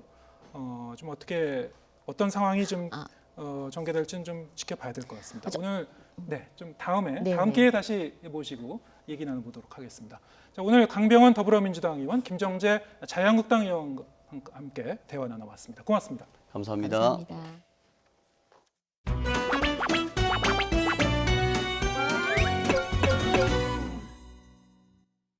이제 민주당도 우리의 길도 가겠습니다. 국회의장께 내일 본회의를 열어서 개혁 법안과 민생 법안을 상정해 주실 것을 요청드립니다. 본회의가 열리면 단호하게 개혁 법안과 민생 법안 그리고 예산 부수 법안 처리에 나서겠습니다. 그러나 끝까지 협상의 문은 열어놓고 기다리겠습니다. 이제 민주당도 우리의 길도 가겠습니다. 그러나 끝까지 협상의 문은 열어놓고 기다리겠습니다. 문재인 정권이 이번 반민주 폭거를 저지른 이유는 우선 국정농단 3대 게이트에서 국민들의 관심을 다른 곳으로 돌리려고 하는 것으로 보입니다. 또 다른 목적은 연동형 비례대표제 선거법과 공수처법도 이렇게 날치기 처리하겠다고 하는 예고로 보였습니다. 예산안 날치기 처리는 일종의 발맞추기 예행 연습이었습니다. 예산안 날치기 처리는 일종의 발맞추기 예행 연습이었습니다. 민주당이 한 입으로는 강행 처리를 예고하며 뒷방에 기생 정당들을 불러 모아 의회 민주주의를 파괴할 작당 모의를 하면서 다른 입으로는 협상 가능성을 운운하는 것 또한 가증스러운 일입니다. 합의 처리를 위해 끝까지 최선을 다했다는 알리바이를 남기고 결국은 힘으로 밀어붙여서 날치기로 마무리한다는 것이 민주당의 생각임은 이미 예산안 처리 과정에서 확인됐습니다. 합의 처리를 위해 끝까지 최선을 다했다는 알리바이를 남기고 결국은 힘으로 밀어붙여서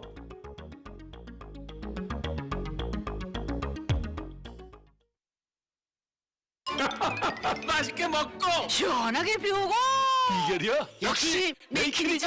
변비, 복부 팽만, 식욕 부진 한 번에 싹 메이킨. 시원하게 변비 끝. 유쾌 상쾌 오케이 변비 메이킨. 1644 천사 플라워 천사 1644 천사 플라워 천사 1644 천사 꽃배달의 천사 3번 주문 시 한 번이 무료. 박소연의 1644 천사 플라워 전화줘.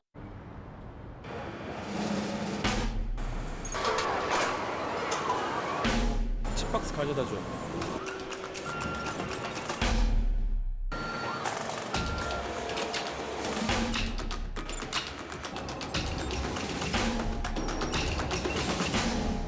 과부하가 예상됩니다. 멈춰.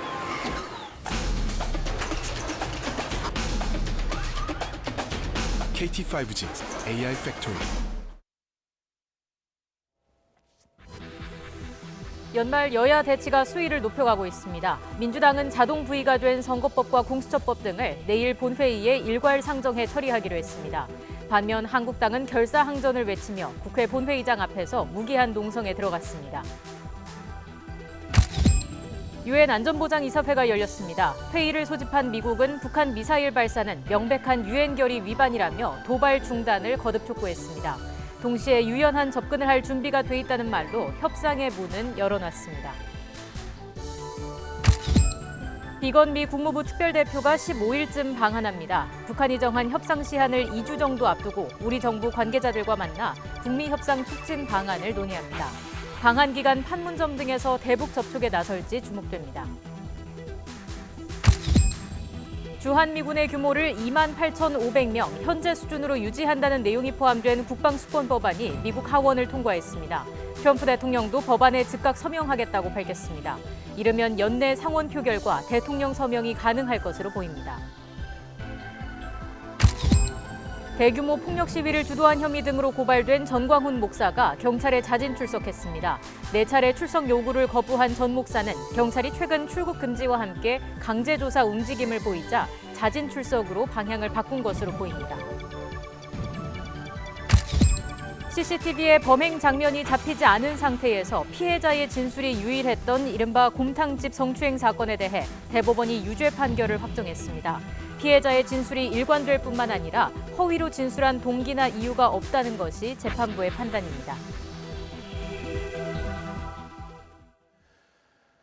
더불어민주당이 내일 본회의를 열어서 선거법을 비롯한 패스트트랙 법안들을 일괄 상정하도록 문희상 국회의장에게 요청하겠다고 강조했습니다.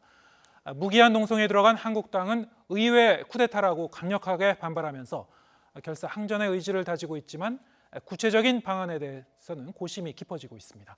국회 취재기자 연결합니다. 우철희 기자. 네, 국회입니다. 네, 시간이 갈수록 내일 본회의가 열릴 가능성이 지금 높아지고 있는 것이죠. 네, 민주당의 의지가 강하긴 합니다. 결국 문희상 국회의장의 결단에 달린 것으로 보이는데요. 이미 예산안을 한국당 반발 속에 처리한 터라 부담이 있는 만큼 문희상 의장은 여야 합의를 거듭 종용하면서 본회의 날짜를 늦출 가능성도 완전히 배제할 수는 없습니다. 일단 민주당은 내일 반드시 본회의를 열어서 선거법과 공수처 같은 패스트트랙 법안들의 일괄 상정과 처리에 나서겠다는 입장입니다. 이인영 원내대표는 선거법만은 합의 처리하기 위해 미뤄뒀지만 한국당이 끝내 협상을 외면했다면서 더 기다릴 수는 없다고 말했습니다. 농성을 거두시고 협상을 진두지휘하시기 바랍니다. 주말 장외 집회도 제발 그만 멈추시기 바랍니다. 왜 전광훈 목사와 함께 광화문을 사수하고자 하는지 저는 도저히 이해할 수 없습니다. 이런 가운데 조금 전 바른미래당과 정의당, 민주평화당 등 야3당은 공동 기자회견을 열어서 더는 한국당과의 협상을 지속할 이유가 없다며 선거법 통과를 위한 민주당의 결단을 촉구했습니다. 이에 더해 선거법 핵심 내용 가운데 하나인 연동률 50%를 보장하지 않는 수정안 제시를 철회하라고 4+1 협의체 공조를 원하는 민주당을 압박했습니다. 민주당과 야3당 등으로 구성된 4+1 협의체는 오늘까지 선거법 최종안 마련을 목표로 세부 이견에 대한 막판 협상을 벌이고 있습니다. 내년 총선 예비후보 등록일이 다음 주 화요일 17일인데요. 이 전에는 반드시 선거법을 처리한다는 계획입니다. 네, 한국당 측의 고민도 클 텐데 지금 한국당 측과는 물밑 협상이 지금 진행이 되고 있는지는 잘 모르겠어요. 한국당 측의 입장이 어떤 겁니까? 네, 한국당은 속이 부글부글 끓겠죠. 그렇다고 뾰족한 수가 있는 것도 아니라서 그게 문제입니다. 황교안 대표가 무기한 농성에 돌입한 가운데 한국당은 일단 대여 총력 투쟁을 선포한 상태입니다. 황 대표는 오늘 아침 최고위원 회의를 본회의장 앞 로텐더홀에서 열었습니다. 여기가 바로 한국당의 무기한 농성 장소인데요. 예산안 날치기는 선거법과 공수처도 날치기 하겠다는 예고라고 날을 세웠습니다. 예산안 날치기 처리는 일종의 발 맞추기 예행 연습이었습니다. 좌파 독재 완성을 위한 의회 쿠데타가 임박해 있습니다. 우리는 비상한 각오로 막아내기 위한 모든 노력을 다하겠습니다. 심재철 원내대표 역시 민주당과 이중대 정당들이 공수처와 의석수를 맞바꾸는 최악의 밀실 거래를 벌이고 있다고 비판했는데요. 한국당은 이번 주말에도 대규모 장외 집회를 예고하면서 총력 투쟁에 나선다는 각오입니다. 실제로 어제 지도부와 중진의원 회의에서는 의원직 총사퇴 요구도 있었던 것으로 파악됐습니다. 하지만 협상론도 만만치가 않습니다. 예산안처럼 일방적으로 다 내주는 최악의 상황이 올 수도 있는 만큼 선거법과 공수처법은 최대한 실익을 끌어내는 게 낫다는 겁니다. 서로 마지막까지 대화의 끈을 놓지는 않겠다고는 했습니다만 동시에 민주당과 한국당은 서로의 진정성을 끊임없이 의심하고 있습니다. 내일 또 한 번 큰 충돌의 가능성이 커지는 가운데 국회는 지금 폭풍전야입니다. 지금까지 국회에서 YTN 우철입니다. 바른미래당 비당권파인 변화와 혁신이 신당 이름을 새로운 보수당으로 확정했습니다. 하태경 창당준비위원장은 오늘 국회에서 열린 비전회의에서 창당준비위원회가 결정한 정당명은 새로운 보수당이라고 밝혔습니다. 하 위원장은 새로운 보수당은 과거의 보수와 달리 청년이 이끌어가는 보수, 중도를 아우르는 새로운 보수가 될 것이라고 설명했습니다. 창당준비위는 지난 9일부터 11일까지 사흘 동안 대국민 공모를 통해 1,800여 개 당명을 신청받아 내부 토론 등을 거쳐 새 당명을 결정했습니다. 문재인 대통령은 관세청 등 차관급인 3개 외청장에 대한 인사를 단행했습니다. 총선 출마를 목표로 하고 있는 김영문 관세청장의 후임으로는 노석환 관세청 차장이 승진 임명됐습니다. 또 병무청장에는 모종화 한국방위산업진흥회 부회장이, 산림청장에는 박종호 산림청 차장이 승진 임명됐습니다. 정통 관료 출신인 노석환 관세청장과 박종호 산림청장은 국정과제를 차질 없이 추진할 것으로, 예비역 육군 중장인 모종화 병무청장은 병무 행정에 대한 신뢰를 확보할 수 있을 것으로 기대한다고 고민정 청와대 대변인은 밝혔습니다. 인터넷을 뜨겁게 달궜던 이른바 곰탕집 성추행 사건에 대한 유죄 판결이 대법원에서 확정됐습니다. CCTV에 범행 장면이 명확하게 잡히지 않아 피해 진술이 사실상 유일한 증거였는데요. 하급심의 유죄 판단이 틀리지 않았다고 대법원이 판단했습니다. 취재기자 연결합니다. 조성호 기자. 네, 대법원입니다. 네, 오늘 대법원 선고 결과 정리해 볼까요? 네, 대법원 2부는 이른바 곰탕집 성추행 사건 피고인 A씨에게 징역 6개월에 집행유예 2년을 선고한 원심 판결을 확정했습니다. 강제추행 혐의를 유죄로 인정한 겁니다. 앞서 A씨는 지난 2017년 대전의 한 식당에서 모임을 마치고 일행을 배웅한 뒤 옆을 지나던 여성의 엉덩이를 움켜잡은 혐의로 재판에 넘겨졌습니다. 1심은 징역 6개월, 실형을 선고하고 법정 구속했는데 이후 보석으로 풀려났고 2심은 1심과 마찬가지로 유죄를 인정하면서도 추행 정도와 가족들의 탄원 등을 고려해 집행유예로 감형했습니다. 대법원도 하급심의 유무죄 판단이나 심리 과정에 문제가 없다고 판단했습니다. 네, 곰탕집 CCTV가 공개되면서 사회적으로 참 많은 논란을 불러오기도 한 사건인데요. 이번에 대법원이 유죄 판단을 유지한 근거가 뭡니까? 네, 당시 CCTV 영상에는 A씨가 피해 여성과 엇갈려 지나가는 장면이 담겼는데 분량이 약 1.3초에 불과합니다. 또 A씨가 여성의 신체 부위를 접촉하는 장면은 잡히지 않았습니다. 1심에서 검찰이 구형한 벌금 300만 원보다 훨씬 무거운 실형이 나오고 법정 구속까지 되자 A씨의 부인은 인터넷에 남편의 억울함을 주장하는 글을 올리기도 했습니다. 판결이 부당하다는 청와대 국민청원도 30만 명을 넘기면서 논란이 커졌는데요. 혐의를 입증할 증거는 사실상 피해자 진술뿐인데 하급심은 진술이 일관되고 A씨의 팔이 피해자 쪽으로 향하는 장면이 있다며 강제추행을 인정했습니다. 대법원은 형사재판에 있어서 유죄 심증은 합리적인 의심을 할 여지가 없을 정도여야 하지만 모든 가능한 의심을 배제할 정도까지 요구하는 건 아니라고 밝혔습니다. 그러면서 피해자 진술 내용의 주요한 부분이 일관되고 허위로 A씨에게 불리한 진술을 할 만한 동기나 이유가 분명하게 드러나지 않는 한은 진술의 신빙성을 함부로 배척해선 안 된다고 강조했습니다. 지금까지 대법원에서 YTN 조성호입니다. 한미 양국이 폐쇄된 미군기지 4곳을 즉시 반환하고 서울 용산 미군기지 반환 협의도 공식적으로 개시하기로 했죠. 잘된 일이긴 하지만 수십 년 동안 오염된 미군기지를 정화하는 데 드는 비용은 우리 측이 떠맡아야 할 것으로 보여서 논란이 되고 있습니다. 취재기자 연결해서 자세히 들어보겠습니다. 임성호 기자. 네, 통일외교 안보부입니다. 네, 어제 발표된 내용이긴 하지만 우선 미군기지 반환 내용 다시 한번 정리해 볼까요? 네, 한미 양국이 어제 제200차 소파 합동위원회를 열어서 용산기지 반환 절차를 개시하기로 합의했습니다. 정부는 주한미군 사령부 인원과 시설 대부분이 평택기지로 이전한 상황에서 용산공원 조성 계획이 너무 지연되지 않도록 하기 위한 결정이었다고 설명했습니다. 이로써 지난 2004년 양국이 이전 협정을 체결한 이후 15년 만에 용산기지 반환 절차가 공식적으로 시작됐습니다. 양국은 또 강원도 원주와 인천 부평, 경기도 동두천 등에 있는 미군기지 4곳은 즉시 반환하는 데 합의했습니다. 이곳들은 지난 2009년과 2011년 사이에 폐쇄됐고 2013년에 반환 절차 협의가 개시됐지만 오염 정화 책임 등을 둘러싼 한미 간 이견으로 방치돼 왔던 곳입니다. 정부는 오염 확산 가능성과 개발 계획 지연 등으로 어려움을 겪는 해당 지역의 요구를 고려해서 오염 정화 책임에 대한 지속적인 협의를 조건으로 미국과 즉시 반환에 합의했다고 강조했습니다. 네, 환경 오염 정화 책임에 대해서는 한미 간 이견이 좁혀지지 않은 상태였다고 했는데 그러면 즉시 반환되는 기지의 정화 비용 어떻게 부담할지 정리가 된 겁니까?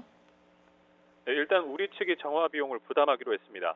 즉시 반환되는 4곳을 정화하는 데 1,100억 원쯤 필요할 것으로 정부는 추산하고 있습니다. 정부는 오염 정화가 미국 측과의 협의를 병행하면서 추후 일정한 비용을 미국 측에 청구할 수도 있다고 설명했습니다. 하지만 미국이 기지 정화 비용을 부담한 전례가 없다는 점이 걸림돌입니다. 앞서 54개 주한 미군 기지 반환 때, 또 일본과 독일 등지의 미군 기지 반환 때 미국이 오염 정화 비용을 부담한 사례는 단 한 차례도 없었습니다. 미국은 인간의 건강에 실질적이거나 급박한 위험이 발생하지 않는 한 원상 복구 없이 기지를 반환한다는 방침을 고수하고 있습니다. 이 때문에 이번에 반환된 4개 기지에 대해서도 미국이 오염 정화 책임과 관련한 협의만 이어가고 정화 책임은 지지 않을 거라는 우려도 나오고 있습니다. 기지 반환 절차에 돌입한 용산 기지도 마찬가지로 오염 정화 책임을 둘러싼 한미 간 논의가 길어질 것으로 보여서 실제 반환이 되는 데는 시일이 걸릴 것으로 보입니다. 지금까지 통일외교안보부에서 YTN 임성호입니다.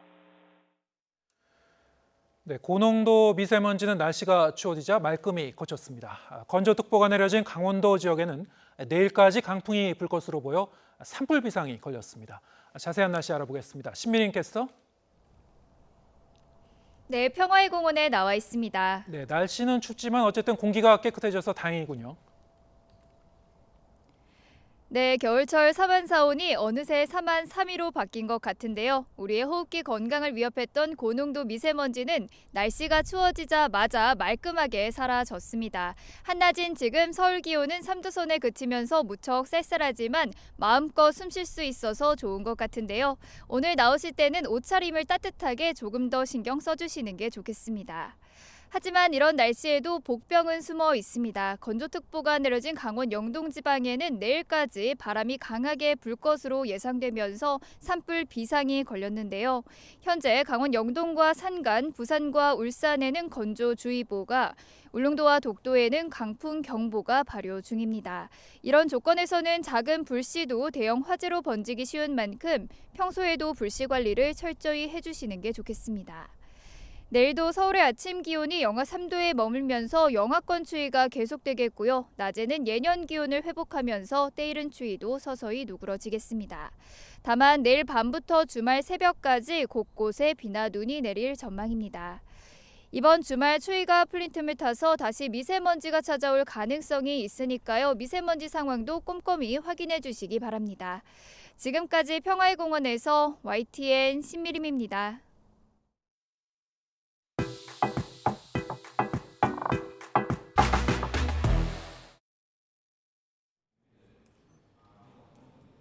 네, YTN 정치부 기자들이 화제의 국회의원들을 직접 만나봅니다.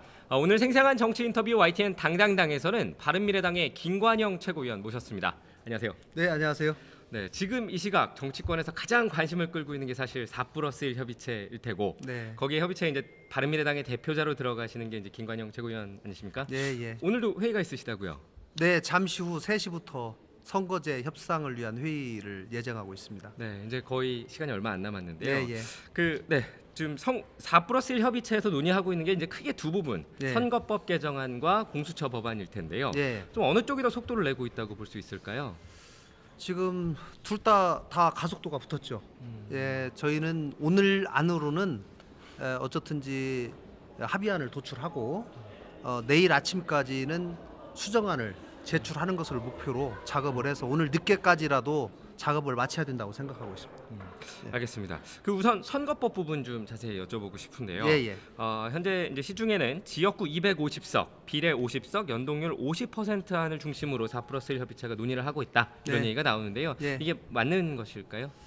네, 그 정도는 거의 큰 틀에서는 합의가 사실상 됐다고 말씀드릴 수가 있고요. 그 외에 이제 좀 세부적인 방향으로 석패율제를 권역별로 도입할 것인지 전국 단위로 할 것인지, 또 소위 연동형 비례제로 배분할 수 있는 비례대표 의석 수를 제한할 것인지, 소위 캡을 씌울 것인지 말 것인지, 이것이 중점적으로 지금 아마 오늘 논의되지 않을까 싶습니다. 그런 세부적인 부분을 좀 조율하고 계시다, 예. 이런 말씀이시고, 그렇다면 이런 안이라면 사실 바른미래당 입장에서 실익이 좀 적은 것 아니냐, 이런 이야기도 나오는데요. 뭐 225석 지역구 225석, 비례 75석으로 가는 게 더 이익은 아닐까요? 그런데 이제 225대 75석을 사실 뭐 저도 당시 패스트트랙 4월달 당시에 합의를 했는데 지금 본회의장에 그대로 부의를 하면 부결될 가능성이 높기 때문에 이런 상황에서는 원안을 그대로 올려서 부결시키는 것보다는 다소 좀 후퇴를 하더라도 수정안을 올려서 통과를 시키고 연동형 비례대표제의 올해가 처음으로 도입하는 거기 때문에 그 제도의 취지를 도입하는 것 자체에 큰 의미를 두는 것이라고 좀 아쉽지만 그 정도로 타협할 수밖에 없지 않나 싶습니다. 그 정도로 협상을 하는 예, 것이. 예, 예. 알겠습니다. 그렇다면 사실 기존에 지금 현재 운영되고 있는 선거제와 예. 250석 제도는 예. 크게 다른 것 같지 않다. 이런 비판도 예. 좀 나오는데 이 부분은 좀 어떻게 보세요? 이제 지역구와 비례대표 의석의 비율만 보면 크게 다르지는 않지만 비례대표를 배분하는 방식에 있어서 연동형 비례대표제의 요소를 최소한으로 어느 정도 도입하고 있기 때문에 새로운 큰 발걸음을 띄었다고 생각을 하고요. 저는 또 한편으로 금방 우리 사회자님 말씀하신 것처럼 지역구와 비례대표의 지금 비중하고 크게 차이가 안 나기 때문에 어떻게 보면 또 자유한국당도 협상에 들어올 수 있는 여지가 충분히 있다라고 생각을 하고 저는 선거제도에 관해서는 적어도 최선의 강행 처리보다는 최악이지만 합의를 처리하는 것이 더 나을 수 있다라고 하는 그런 신념을 가지고 있습니다. 그렇기 때문에 마지막까지도 자유한국당이 참여를 해서 이 부분을 같이 좀 매듭을 졌으면 하는 그런 바람을 가지고 있습니다. 네. 알겠습니다. 그 조금 아까 기자회견도 그렇고 그 네. 손학규 바른미래당 대표도 여러 차례 민주당을 사실상 향해서 네. 원안의 정신을 훼손하지 말아라라고 네. 경고를 하셨었는데요. 네, 예. 협상에 임하는 민주당의 태도, 입장 이 부분에 대해서는 좀 어떻게 평가하시나요? 민주당이 이제 협상 막판이 되니까 당의 입장 또 당리 당략 뭐 이런 거 그다음에 소위 시뮬레이션을 해서 우리에게 얼만큼 이익이 되냐 손해가 되냐 이런 것들을 좀 고려를 하는 뭐 그런 느낌이 상당히 있습니다. 그래서 아마 다른 야당들이 민주당을 향해서 기본 정신을 훼손하지 말라 이렇게 이제 요구를 하고 있고요. 저도 소위 뭐 캡 씌운다 이런 건 솔직히 저로서는 상상하기 어려운 일인데 그런 얘기들을 들고 나오는 것 자체가 저는 개혁 정신을 훼손하는 일이다 이렇게 생각을 하기 때문에 민주당이 정정당당하게 당초에 225대 75를 합의했던 그 정신으로 좀 회귀하고 돌아갔으면 좋겠다. 저도 그렇게 말씀드리고 싶습니다. 알겠습니다. 그 선거법 이야기 말고 이제 공수처법 얘기도 좀 여쭙고 싶은데요. 예. 그 자유한국당은 공수처가 현 정권의 무소불위의 칼이 될 것이다. 어떤 그런 무기로 사용될 것이다라고 비판하고 주장하고 있습니다. 네, 예. 이 부분 동의하실 수 있을까요? 저는 좀 동의하기는 어렵습니다. 왜냐하면 공수처의 수사 대상이 지금 7,000명 정도 되는데요. 7,000명 중에 순수 야당 인사는 지금 국회의원 110명 정도고 나머지 고위급 공직자들은 대부분 다 여권 인사들입니다. 그렇기 때문에 7,000명 중에 110명을 제외한 나머지 뭐 예를 들면 변혁까지 포함하더라도 예를 들면 뭐 한 120명을 제외한 나머지 사람들은 대부분 만약에 그쪽에서 범죄 혐의가 생겨서 문제가 생긴다면 현 정권의 부담으로 돌아오는 것이기 때문에 그것을 굳이 하고 싶어하는 저는 대통령은 없을 것이다 생각하고 그 부분에서는 적어도 문재인 대통령의 그 고위공직자 비리수사처의 의지를 저는 좀 신뢰하는 것이 맞지 않는가 싶고 과거 자유한국당도 한때는 야당이나 여당일 때 또 공수처법에 대해 찬성했고 또 유승민 대표도 대통령 후보일 때 또 찬성하지 않았습니까? 그렇기 때문에 지금은 당리당략을 떠나서 국가의 먼 미래를 생각하면서 특히 검사와 판사의 범죄에 대해서 제대로 지금 통제하는 장치가 없는 것이 현실이기 때문에 그 부분을 집중적으로 공수처가 그 부분만 감시하는 기능만 하더라도 사법 체계가 굉장히 공정하고 공평하게 돌아갈 가능성이 있다. 저는 그렇게 판단합니다. 네. 네. 그렇다면 그 공수처 법안과 관련해서 4+1 협의체에서 이견 뭐 어떤 네. 부분이 좀 있을까요? 지금 기소심사위원회를 둘 것인가 그리고 기소심사위원회에서 결정하는 것을 권고적 효력으로 할 것인지 아니면 기속력을 부여할 것인지 이 문제가 있고요. 공수처장 이외에 공수처 차장과 공수처 검사를 임명하는 그 임명 권한을 공수처 처장에게 줄 것인지 아니면 대통령에게 줄 것인지 이 문제가 있고요. 다른 하나는 검찰이나 경찰이 고위공직자를 상대로 수사를 하고 있는 것을 공수처가 알아서 수사 이첩을 하라고 했을 때 어떤 방식을 통해서 수사 이첩을 할 것인가, 이 부분 뭐 크게 3개 정도로 지금 많이 압축이 돼 있습니다. 알겠습니다.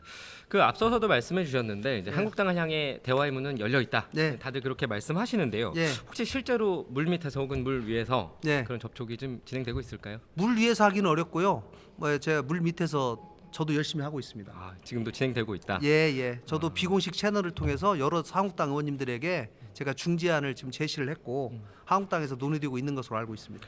알겠습니다. 그 저희의 또 다른 우려, 저희뿐만 아니라 이제 일반적인 우려가 지난해 예산안 처리 과정을 보면 네. 막판에 이제 한국당과 민주당이 같이 손을 잡고 네. 예산을 처리하는 과정이 있었어요. 네. 다른 야당들을 제외한 채. 네. 이번에도 혹시 그런 민주당과 한국당의 막판 손잡기가 있을 수도 있지 않을까? 뭐 이런 우려들도 있는데 이에 대해서 좀 어떻게 보세요? 뭐 그런 일은 저는 없을 것이라고 생각을 합니다. 왜냐하면 그 예산안 처리 시한이 있기 때문에 굉장히, 그리고 실질적으로 사실은 다 합의가 됐었습니다. 그 당시에는. 그렇기 때문에 자유한국당과 민주당이 손잡고 마지막에 이제 처리를 한 건데, 이거는 선거법이고 지금 4+1을 지금 예산부터 시작해서 쭉 신뢰를 가지고 여기까지 계속 진행해 왔는데 나머지 세력을 빼고 자유한국당과 민주당이 둘이 손잡고 한다? 그러면 앞으로 민주당이 일 못하죠. 예, 만에 하나 설사 자유한국당과 끌어들여 가지고 같이 합의를 한다고 하더라도 나머지 4+1 협의체 이쪽하고 충분히 협의를 하면서 그런 과정을 거쳐서 최종 협상을 할 것이라고 저는 생각합니다. 예. 알겠습니다. 그 지금 논란이 되고 있는 패스트트랙 법안들 뭐 언제 처리하냐 이것도 관심인데요. 네. 내일 실제로 처리 시도가 가능할까요?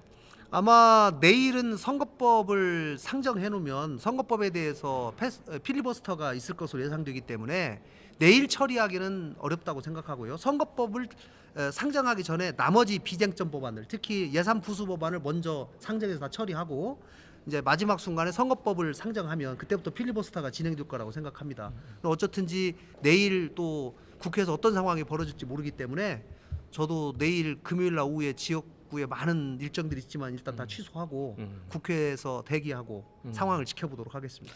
알겠습니다. 그럼 뭐 그런 식으로 좀 예정대로 진행된다면 다음 주 안에도 패스트트랙 법안들이 상당수 처리될 수도 있겠군요. 다음 주 안으로? 정상적인 저희 생각은 내일까지 선거법에 대해서 필리버스터를 마치고 또 다음 주에 첫 번째로 시작되는 임시국회에서 선거법에 대한 표결이 가능하기 때문에 표결을 할 수 있지 않을까 싶습니다. 예, 적어도 지금 4월 17일 날이 예비후보자 등록일이기 때문에 그 전까지는 선거법을 마무리해야 된다라고 하는 공감대는 있다. 이렇게 말씀드리겠습니다. 알겠습니다. 그 이왕 모셨으니까 네. 마지막으로 이제 당 이야기 하나만 네. 좀 여쭙고 싶은데요. 네, 피고 아픈데 또 찔르시네요. 네. 최근에 그 한 일부 언론 보도에서 네. 손학규 대표가 조만간 있을 예비 후보자 등록일을 전후해서 네. 이선으로 후퇴를 하고 네. 당이 정비가 될 것이다. 네. 뭐 이런 보도가 있는데요. 이건 어느 정도 진위가 있다고 봐야 될지요? 저는 손 대표님이 용단을 내리기 위해서는 적어도 2가지 전제 조건이 있어야 되는데요. 하나는 선거법이 국회에서 통과가 돼야 되고요. 또 하나는 유승민 계에 계신 분들이 탈당을 완료를 해야 됩니다. 그 두 부분이 지금 늦어지고 있기 때문에 설사 손 대표님이 당의 새로운 활로와 더 큰 통합을 위해서 이선으로 물러나신다는 결단을 하더라도 그 이유가 되어야 된다고 저는 생각합니다. 예. 알겠습니다. 오늘 바른미래당과 4+1 협의체의 논의 향방에 네. 대해서 김관영 바른미래당 최고위원과 함께 이야기 나눠봤습니다. 오늘 감사합니다. 네, 고맙습니다. 네.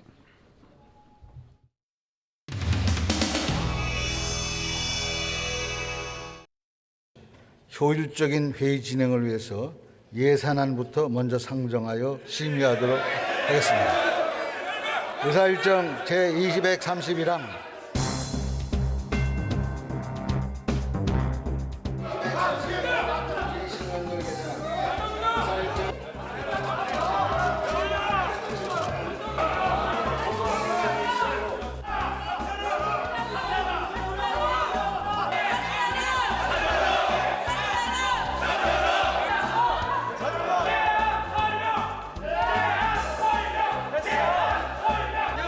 무슨 제안 설명? 지금 토론 신청이 있어서 토론 진행 중이에요. 조경태 의원 토론을 포기하시겠습니까?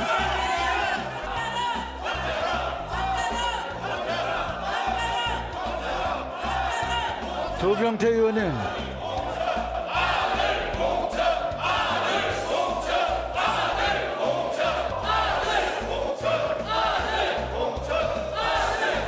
조경태 의원 토론 하시겠어요?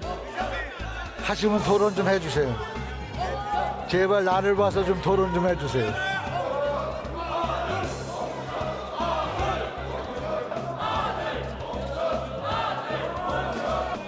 자, 토론 안 하십니까? 그럼 토론 종결할 것을 선포합니다. 그러면 2020년도 예산안에 대한 수정안을 의결하도록 하겠습니다. 투표해 주시기 바랍니다.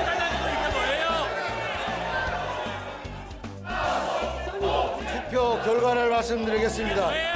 재석 162인 중 찬성 156인, 반대 3인, 기권 3인으로서 2020년도 예산안에 대한 수정안은 가결되었음을 선포합니다. 이게 뭐예요? 이게 뭐예요, 이 낮추기가? 이해해줘요. 이럴 수 없죠. 이해해요. 그래도 제안 설명 말씀하신 예전처럼 동일한 시간을 이렇게 유지하죠. 제안 설명 인간인을 포기한 사람들은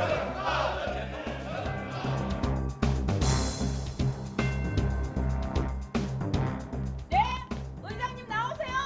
뭐가 고민합니까? 이상이 나와. 저리 가라고. 뒤로. 뒤로 가는 거 아니야. 시작거리지 말고.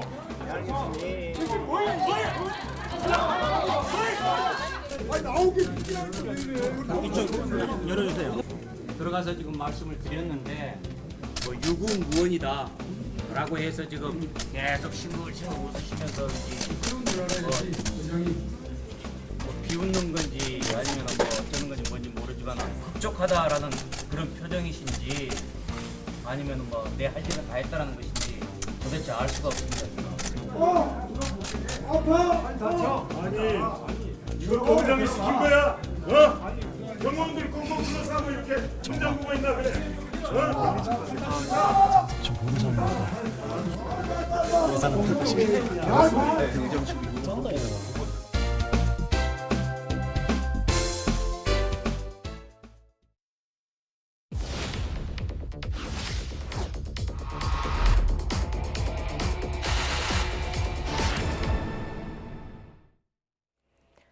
청와대 하명 수사 의혹으로 논란의 중심에 선 황운하 대전지방경찰청장이 최근 출판 기념회와 함께 북콘서트를 열었습니다. 자유한국당은 황 청장이 총선 출마를 준비하는 만큼 선거법 위반 소지가 있다며 고발까지 추진하기로 했습니다. 과연 문제가 되는지 확인해봤습니다. 팩트와이 이정미 기자입니다. 하명 수사 의혹으로 검찰 수사를 받으면서 명예퇴직이 보류된 황운하 대전경찰청장. 공무원 신분을 유지한 채 예정대로 북콘서트를 열었습니다.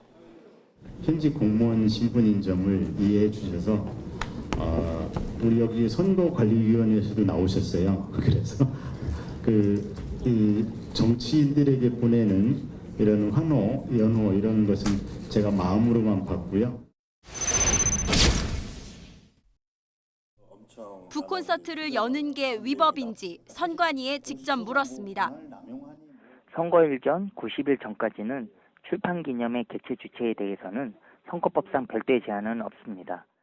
후보자와 관련 있는 책의 출판 기념회가 제한되는 건 선거 90일 전부터로 내년 1월 16일까진 누구든 출판 기념회를 열어도 된다는 설명입니다. 하지만 출판 기념회를 통해 선거에 개입하려 했다면 판단은 달라질 수 있습니다. 황 청장의 당시 발언을 모두 살펴봤습니다. 저는 선거 출마를 위해서 책 쓴 것도 아니고요. 이 발언을 포함해 선거와 관련한 언급은 3차례 등장합니다. 선거에 나갈 듯한 뜻을 비췄지만 정치를 하고 싶진 않다. 하지만 그러면 누가 할 것이냐는 질문에 고민하고 있다. 좋은 정치를 위해 뭐든지 하겠다입니다. 하지만 공직선거법상 선거운동은 누군가 당선시키거나 낙선시키려는 행동이라서 이 정도 발언을 문제 삼긴 어렵습니다. 대법원의 판례도 있습니다. 대법원은 지난 2016년 권선택 전 대전시장의 재판에서 금지되는 선거운동은 객관적으로 당락을 도모하는 행위여야 한다며 단순히 선거와 관련돼 보인다는 추측이나 결과적으로 선거에 영향을 줬다는 정도로는 불법으로 볼 수 없다고 판시했습니다.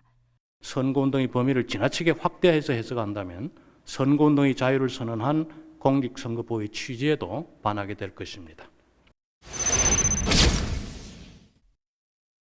자유한국당은 황운하 청장이 주민에게 수여한 감사장이 604개로 전임 청장에 비해 지나치게 많다는 점도 주시하고 있습니다. 하지만 선관위는 현직 신분으로 수여한 감사장 자체를 조사하진 않는다며 개별 사안에서 비정상적인 정황이 드러날 경우에 조사를 검토할 수 있다고 선을 그었습니다. YTN 이정미입니다. 문재인 대통령은 지속 가능한 농정 가치를 실현하면서 혁신과 성장의 혜택이 고루 돌아가도록 농정의 틀을 과감히 전환하겠다고 밝혔습니다. 문 대통령은 농정의 틀을 전환하기 위한 2019 타운홀 미팅 보고대회에서 정부의 농어업 정책은 농어민의 정직함과 숭고함에 답해야 한다며 이같이 강조했습니다. 문 대통령의 이야기를 직접 들어보시겠습니다. 사람과 환경 중심의 농정을 구현하겠습니다. 공익형 직불제는 지속 가능한 농정의 핵심입니다. 사례 편중된 직불제를 개편하여 논농소와 밭농사 모두 직불제 혜택을 받도록 하고 중소농민을 더욱 배려하여 영농 규모에 따른 격차를 줄이겠습니다. 살고 싶은 농어촌을 만들겠습니다. 2022년까지 읍면 소재지의 생활 SOC를 900곳 이상으로 늘려 어디서나 30분 안에 보육, 보건 서비스에 접근하고 60분 안에 문화, 여가 서비스를 누리고 5분 안에 응급 상황에 대응할 수 있는 365 생활권을 구축하겠습니다. 과감한 농정의 대전환으로 청년들은 농어촌에서 미래를 일구고 어르신들은 일과 함께 건강한 삶을 누리고 환경은 더 깨끗하고 안전해지길 바랍니다. 겨울이 되면서 조류 인플루엔자, AI 걱정이 커지고 있습니다. 올해는 우리나라를 찾는 철새가 늘고 항원 검출도 이어지고 있어 불안을 키웁니다. 정부는 앞서 아프리카 돼지열병으로 홍역을 치른 만큼 바짝 긴장한 모습입니다. 류재복 기자의 보도입니다. 충남 서산의 닭고기 가공업체. 입구에 들어선 차량이 처음으로 해야 할 일은 소독입니다. 도축장이나 사료공장 등 전국 축산시설 891곳을 드나드는 차량은 모두 이렇게 소독해야 합니다. 첨담요원을 배치해서 진출입 차량은 물론 인적 자원까지 소독에 철저를 기하고 있습니다. 철새가 겨울을 나는 호수나 습지 등도 비상이 걸렸습니다. 광역 방제기를 포함한 방역 차량이 쉼없이 소독약을 뿌립니다. 군부대도 지원에 나섰습니다. 발병 위험이 큰 철새 도래지에 축산 차량은 아예 접근 금지입니다. 여기 찬수받는 AI 검출 철새 도래지로 진입 금지 지역이니 우회해주세요. 올해 우리나라를 찾은 겨울 철새가 지난해보다 부쩍 늘었습니다. 게다가 전국적으로 AI 항원 발견이 끊이지 않고 있습니다. 철새를 통해 국내에 유입되고 접촉에 의해 전파되는 가축 전염병입니다. 따라서 차량과 사람을 통해 바이러스가 농가에 유입되는 것을 차단하는 것이 무엇보다 중요합니다. 정부는 아프리카 돼지열병이 마무리되지 않았는데 조류 인플루엔자까지 발생하는 최악의 상황을 막기 위해 안간힘을 쓰고 있습니다. YTN 유재복입니다. 내년 코레일 설 승차권 예매가 다음 달 7일과 8일 이틀 동안 이뤄집니다. 7일은 경부, 동해, 충북선 등 5개 노선, 8일에는 호남과 전라, 장항선 등 8개 노선 승차권을 예매할 수 있습니다. 예매 시간은 PC나 스마트폰은 오전 7시부터 오후 1시까지이며 지정된 역창구나 승차권 판매 대리점의 경우 오전 8시부터 오전 11시까지입니다. 설 승차권은 불법 유통을 방지하기 위해 한 명이 편도 기준 6장씩만 구매할 수 있습니다. 더 자세한 내용은 다음 달 3일 오후 2시부터 열리는 설 승차권 예매 전용 홈페이지를 참고하면 됩니다. 대한항공이 최근 한국인 여성 동성 부부를 마일리지를 합산해 사용할 수 있는 가족으로 인정했습니다. 대한항공은 세계 인권의 날을 앞둔 지난 9일 캐나다에서 발급받은 혼인증명서를 제출한 한국 국적의 40대 여성 부부에 대해 스카이패스 가족 등록을 해줬다고 밝혔습니다. 이에 따라 동성 부부의 경우도 본인의 마일리지를 사용해 등록된 가족에게 보너스 항공권을 줄 수 있고 가족의 마일리지를 합산해 보너스 항공권 구입 시 사용할 수 있게 됐습니다. 경북 구미에 있는 한 사립대학교 교수가 학생들에게 단체 얼차료를 줬던 사실이 뒤늦게 드러났습니다. 수업 시간에는 여학생에게 속옷 색깔을 지적하는 등 성적 수치심을 유발하는 발언도 서슴지 않았습니다. 이윤재 기자입니다. 경북 구미에 있는 한 대학교 운동장. 학생 70여 명이 줄을 맞춰 달립니다. 등에는 같이 갑시다라는 문구까지 붙였습니다. 항공서비스학과 교수가 학생 단합을 시킨다며 얼차려를 준 겁니다. 심지어 복학생 일부에게 머리를 땅에 박게 하는 이른바 원산폭격까지 시켰습니다. 학생들은 운동장 돌겠습니다. 근데 이제 열이나 이런 게 맞지 않으면 그 자리에서 앉았다 일어나기를 시켰고 또 복학생 선배님들한테는 땅에 머리를 박으라는 행위를 시키고 교수와 같은 여성인 학생에게 성적 수치심을 일으키는 발언도 서슴지 않았습니다. 학생들은 해당 교수가 수업 중에 가슴이 작다고 말하거나 속옷 색깔을 지적하고 일부 학생에게 돼지라고 표현하며 다이어트를 강요했다고 토로합니다. 제 스카프를 어떻게 매는지 보여준다고 하셨는데 이제 앞뒤 몸을 만지면서 뭐 너는 앞뒤가 똑같냐니 뭐 속옷을 왜 이렇게 이런 색깔을 입었냐니 해가지고 교수님한테 직접 찾아가서 이건 아니라고 말씀드렸는데도 승무원이 되려면 어쩔 수 없다. 학과 교육과정과 무관한 일에 학생을 동원하는 일도 잦았습니다. 미스코리아 대회에 봉사활동 명목으로 차비 한 푼 없이 사흘 동안 학생 30명을 동원했고 독도의 날 플래시몹 행사에 억지로 끌려갔다는 주장도 나옵니다. 그날이 시험 당일날이었습니다. 강압적으로 말씀하시면서 이제 그래서 아침 새벽부터 갔다가 와서 이제 시험 치고 그런 건 하나도 없었고 오직 그냥 뭐 학교를 알리기 위하고 저희에게 뭐 도움이 된다고 하셨고요. 해당 교수는 행사에 참여시킨 건 경험을 쌓게 하려고 한 것이고 다이어트 발언은 승무원 면접에 영향을 주기 때문에 한 말이라고 해명했습니다. 학교 측은 운동장에서 학생들을 뛰게 한 사실은 확인된다면서 진상조사위원회를 꾸려 조사하고 있다고 설명했습니다. 진상조사위원회 발족해서 조사 중에 있다. 학생 전체를 대상으로 교수들 통제하고 난 다음에 뭔가 그 사실 확인이 아마 이루어질 것입니다. 유명 항공사에서 승무원으로 일하다 강단에 선 교수의 어긋난 교육 방식에 학생들의 몸과 마음만 멍들었습니다. YTN 이윤재입니다. 서울시가 서울대표 도서관과 제2세종문화회관 건립 계획을 발표했습니다. 서울시는 오늘 기자설명회를 열고 시민들의 문화정보 향유권을 보장하고 지역 불균형을 해소하기 위해 오는 2025년까지 총 3,878억 원을 투입한다고 밝혔습니다.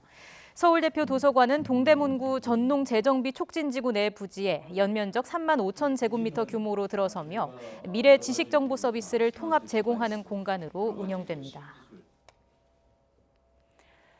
응원하는 팀의 그해 홈 경기를 모두 볼 수 있는 프로야구 연간 시즌권의 환불이 개막 이후에도 가능하도록 개선됐습니다. 공정거래위원회는 기존에 개막한 뒤에는 연간 시즌권의 구매 취소와 환불을 못하도록 규정한 8개 프로야구 구단의 약관을 고치도록 조치했습니다. 8개 구단은 구매 금액의 10%의 위약금 또는 수수료와 이미 진행된 경기의 정상 판매 가격을 제하고 남은 금액을 돌려주는 방식으로 환불 규정을 고쳤습니다.